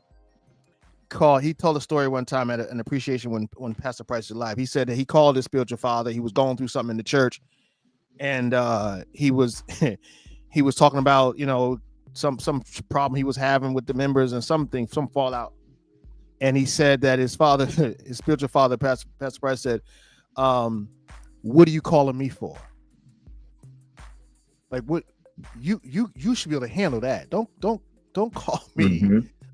about that, right? And I remember, I mean, maybe Pastor Calhoun, I think this is a story. Pastor Calhoun said he called his spiritual father one time. He was having some issues with the building he was in. He planning for something. He said his father hung up on him. Boom. He said, you got to handle that. And the reason why I mention that is because I think the coddling, right? There you go. The coddling to our men is dangerous. Yes. And again, whenever you give a young man a challenge and you give him an environment where he's got to compete, Mhm. that will bring something out in him if he's not being coddled. And I think that's one of the things that we got to be very careful with, because even in these circles, we have to compete with the women who are like, oh, he's a baby, don't do that to him. That's a mistake, right? Mhm. Because men, that movie, I know it's a movie, I know it's fantasy, but 300. Anybody that saw the movie 300, right? I did. And they send that boy out. Now that's a little drastic, but they send that boy out by himself. But let me tell you, there's a lot of young kids that go through a whole lot and survive, Mhm. right? And there's a certain edge to them. There was a statistic that came out that they said children that experience rough play, whether male or female, they tend to have more confidence when they become adults. Right. Because of rough play, because of not giving them a pass, cutting their teeth, right? And so we have to be, I think that in our approach to is accountability, right? Because a lot of people, not just men, don't want to be accountable until they found value, right? Right. You got to create value, and I think that's one of the things that we're going to have to do with the church, if we're going in our communities, is create value. And so I'm gonna let you all have your final say, and I'm going to tell you something that the Lord dropped in my spirit a few months ago, and it all starts with your relationships. And I want to put this in all of your ear. It all starts with your relationships. All of us have men in our phones, all of us. Mhm. And the Lord did this about the beginning of last year, and some of you got my text. The Lord said, Mhm. you got to start forging relationships with the men that I've connected you with. Yes. And Yes. so I said, how do I do that? He said, look in your phone. Reach out to every man in your phone and just tell them you're checking on them. Tell them Wow. they mean something, right? And I'm telling you, it was overwhelming of the responses. Some men were like, Pastor Chris, what? Right? And other guys like, wow, man, you thinking of me? Like, and you'd be surprised. And I'm talking about from all levels, like high bishops. These are top level bishops I reached out to. They were like, man, I love you too, right? And I want to challenge all of us, because it starts with that, right? It starts with who's in your community. Now, you may not talk to them every day, right? You may not be buddy with them every day, but you got their number. And if you got their number, you can reach out to them, and you ain't got to be all mushy. You ain't got to prophesy. You ain't got to try to act like you don't have lunch. I got to get you to come preach, Doc. All that junk we do, right? Doc, you got to come. Right. No, man, you ain't got to come to my church, and I ain't got to go to your church. This is not what this is. This is me reaching out to you, because before we can even reach our community, we got to be connected. That's right. Right? We gotta see value in each other. You follow what I'm saying? And so Yeah. that's one of the things I want to charge us with, because I sincerely believe that if we start forging, that's why God gives us each other. We just kind of pass it on. I just got his number. You got his number for a reason. Right? You ain't gonna be bugging them. You don't need a ride. You don't need to borrow no money. You just reach out to your brother and say, hey man, just thinking about you. You know, you on my heart. And then it builds with that. And let me tell you something else the Lord put in my heart, and I want to share this with you guys. The Lord gave me an organization that we can start. It's interfaith. It's not about just Christianity, and it's multicultural, and it's all centered around men. And the platform is, and it's not just churchmen, men outside the world, outside the church, because you do know, many of us don't know this, but most men believe in God. It's like 80-90% of men out there believe in God. They just don't like the church. Yeah, that's right. Right? That's right. Those guys, they have a faith base, but they don't like the church. Right. And that's fine. right? Because I think the church has become something else that was never really intended to be perfectly honest Right. with you. Right. But this thing that the Lord gave me, and I was trying to think of a name. My cousin's really been driving me about, Pastor, man, you got to build something. You got to do something because I know you have an anointing or a grace. And I've been praying about it. The Lord's been pressing me about it. But this thing is called G26.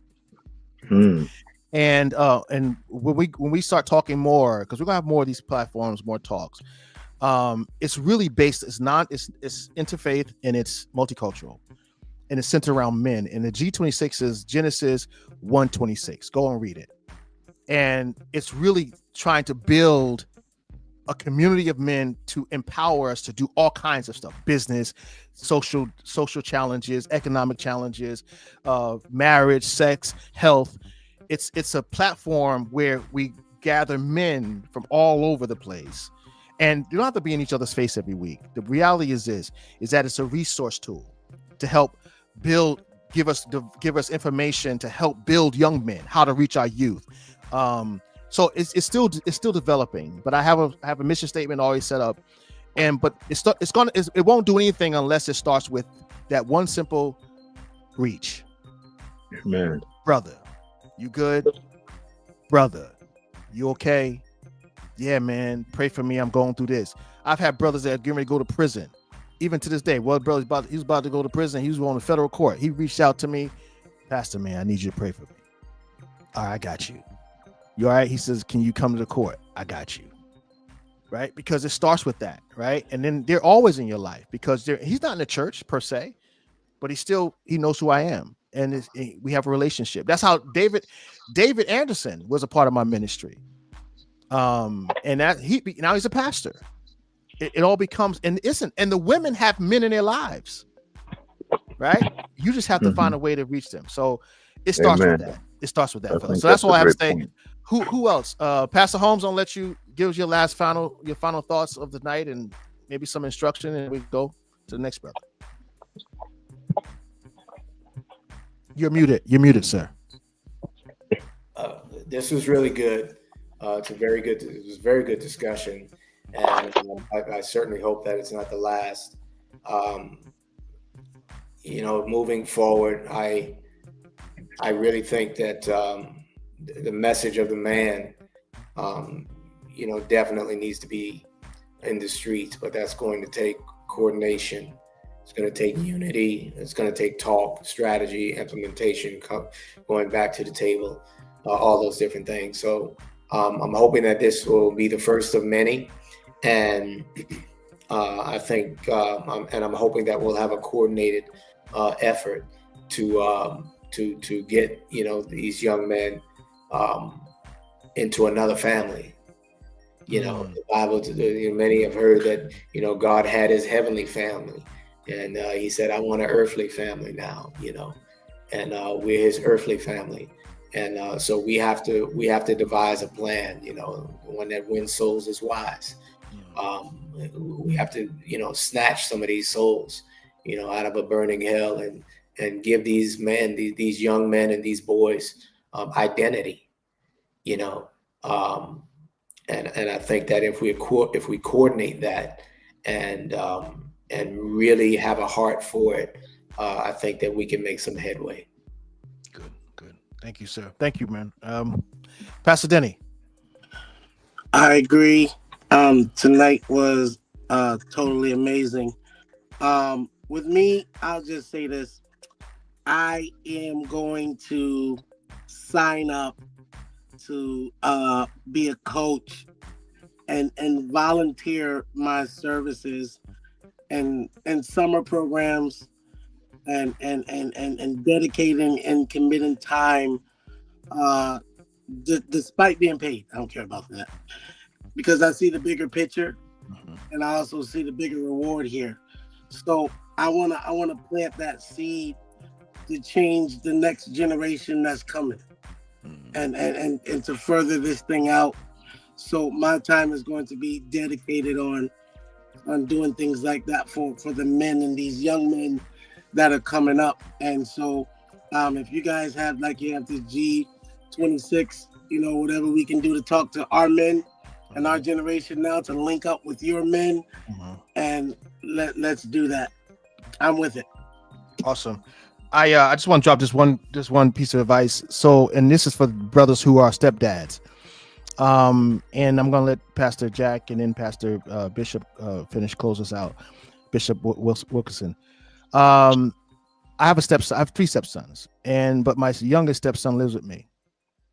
And when I married his mom, of course I'm stepdad now. He's in my life, and his father, biological father, it was in his life too, right? But he wasn't at that time. He wasn't as active, and so my first question was, okay, why not? Where is he? And so I got acquainted with the relationship, and I was like, he's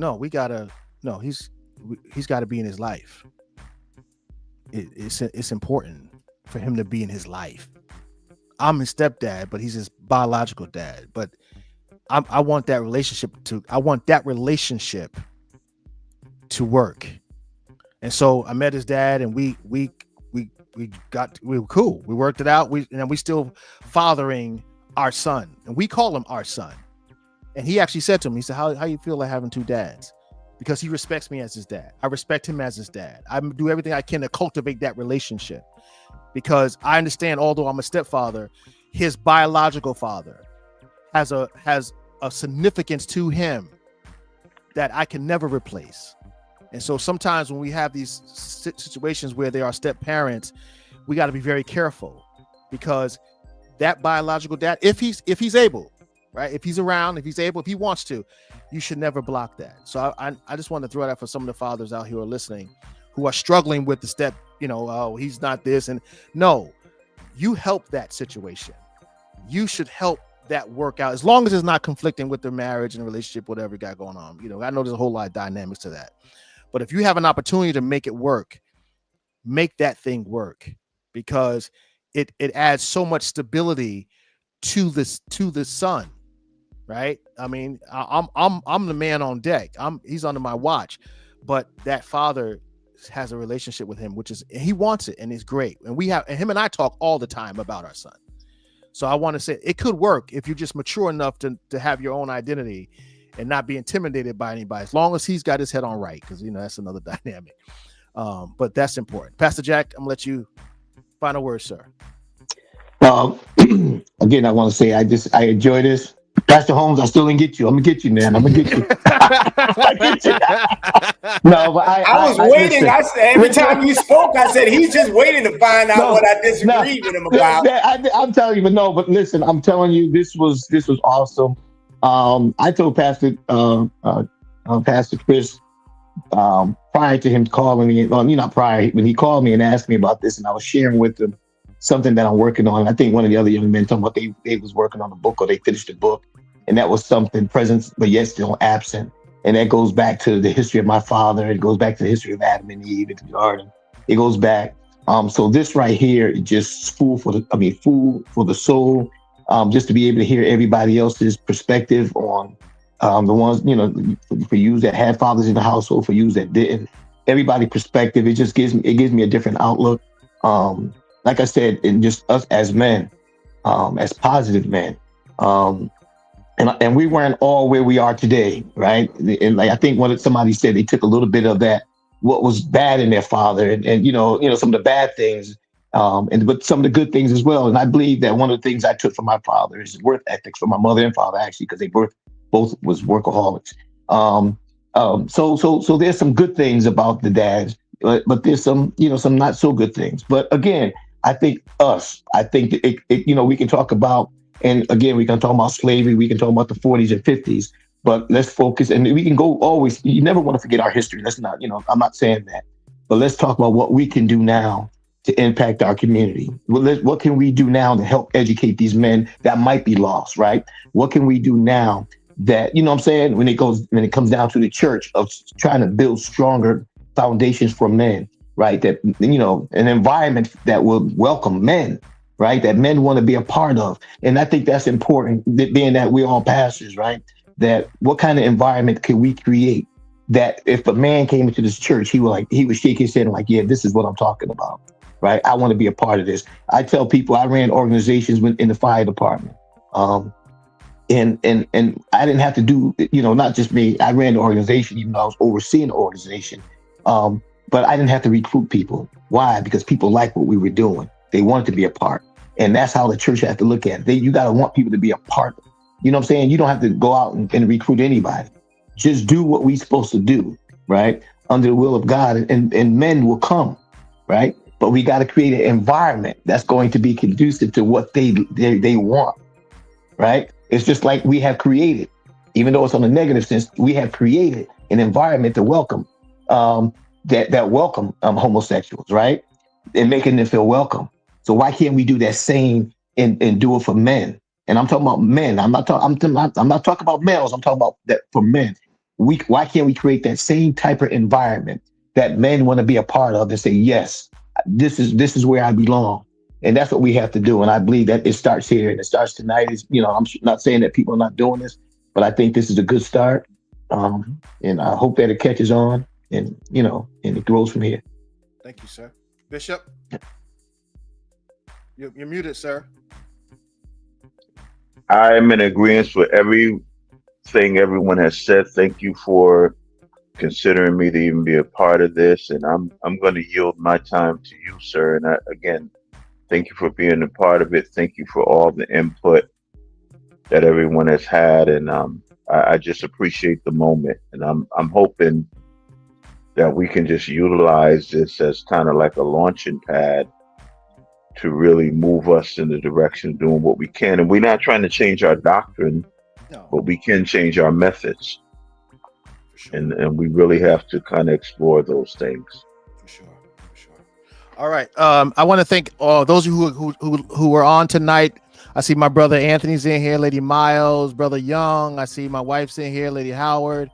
I see Lady Alexander. I see several people are in here. I'm trying to not. Pastor Denny Dancy was here. Brother Wells was here. Sister Dozer. Those are a few names. Jackie was here. Jackie Rivera. God bless you, sweetheart. Good to see you. Dub and Lady Elder Woods. Deaconess Barrett is in here. Vanson. God bless you. Carolyn Vanson. God bless you. I'm just trying to. Evangelist Nahid, God bless you. So those are the names I see so far on Facebook, but I want to end with this one thing. And so I want to thank all you guys for spending your time with us tonight. It is absolutely, it was better than I thought. And I love to hear men go at it, right? And express their point, because we do have different perspectives, and we are intelligent, and we are intellectual, and we are well-read, and we are brilliant men. And when we do have our thoughts, we think on our own. All of us are very confident who we are. And that's important to have men that can have. We lost our brother Dave. I think he had to go. I think for him for coming on too.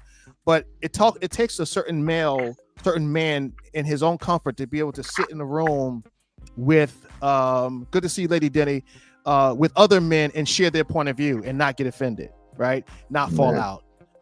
But again, I believe this is a launching pad. I want to throw something else at you guys. I want to talk to when we come. I want us to come back together, because I don't think we really finished the conversation. I think we really knew we had to turn the corner. But when we do get back together, I want to talk about the impact that, like, we talk about your father's impact on you, but what have you done? What have you learned in fathering? The mistakes you've made, the things that you had to correct, the things you had to go back and fix, the things you had to say, oh man, that was not where I was supposed to go on this one. Because you know what that's going to do? That's going to help those fathers who are out there trying to figure it out, right? They're going to say, well, oh, man, maybe I need to take that approach, or maybe I need to think about how to do that way. Because I believe that we got to give these guys answers.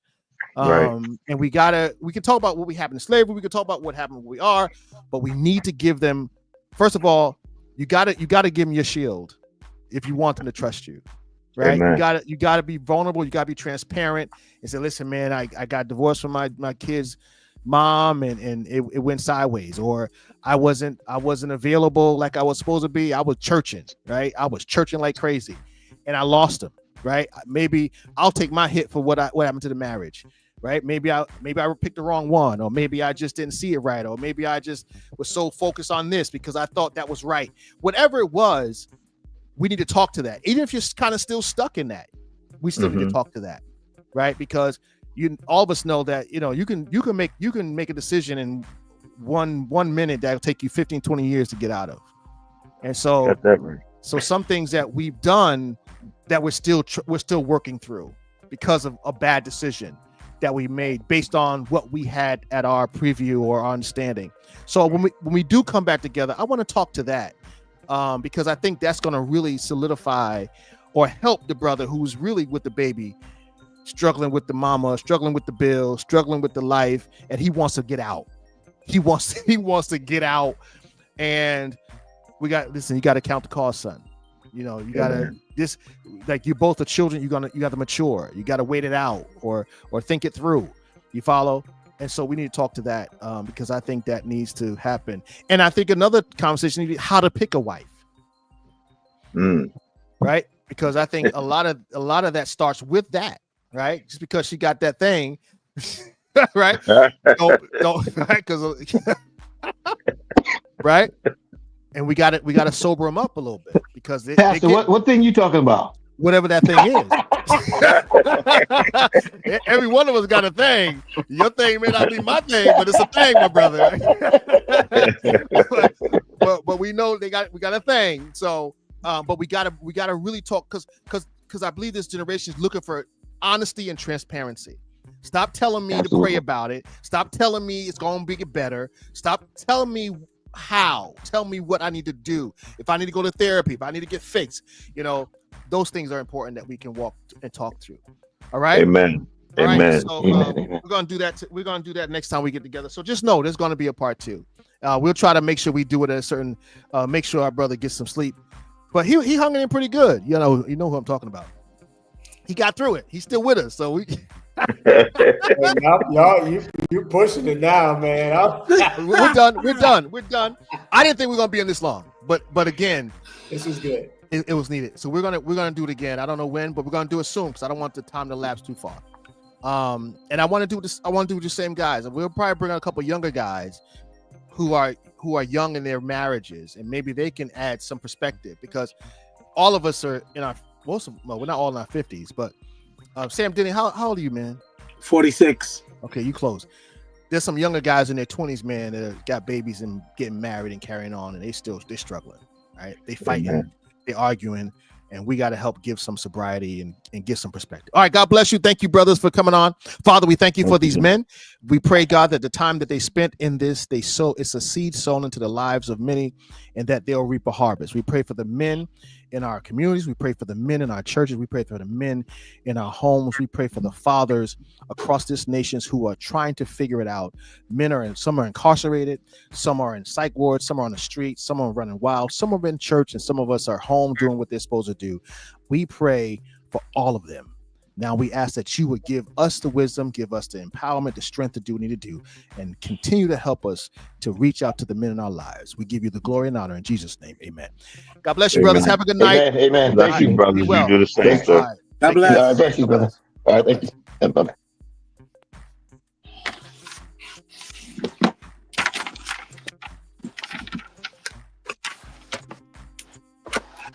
He wants to do part 2 now. I don't know how to get out of here.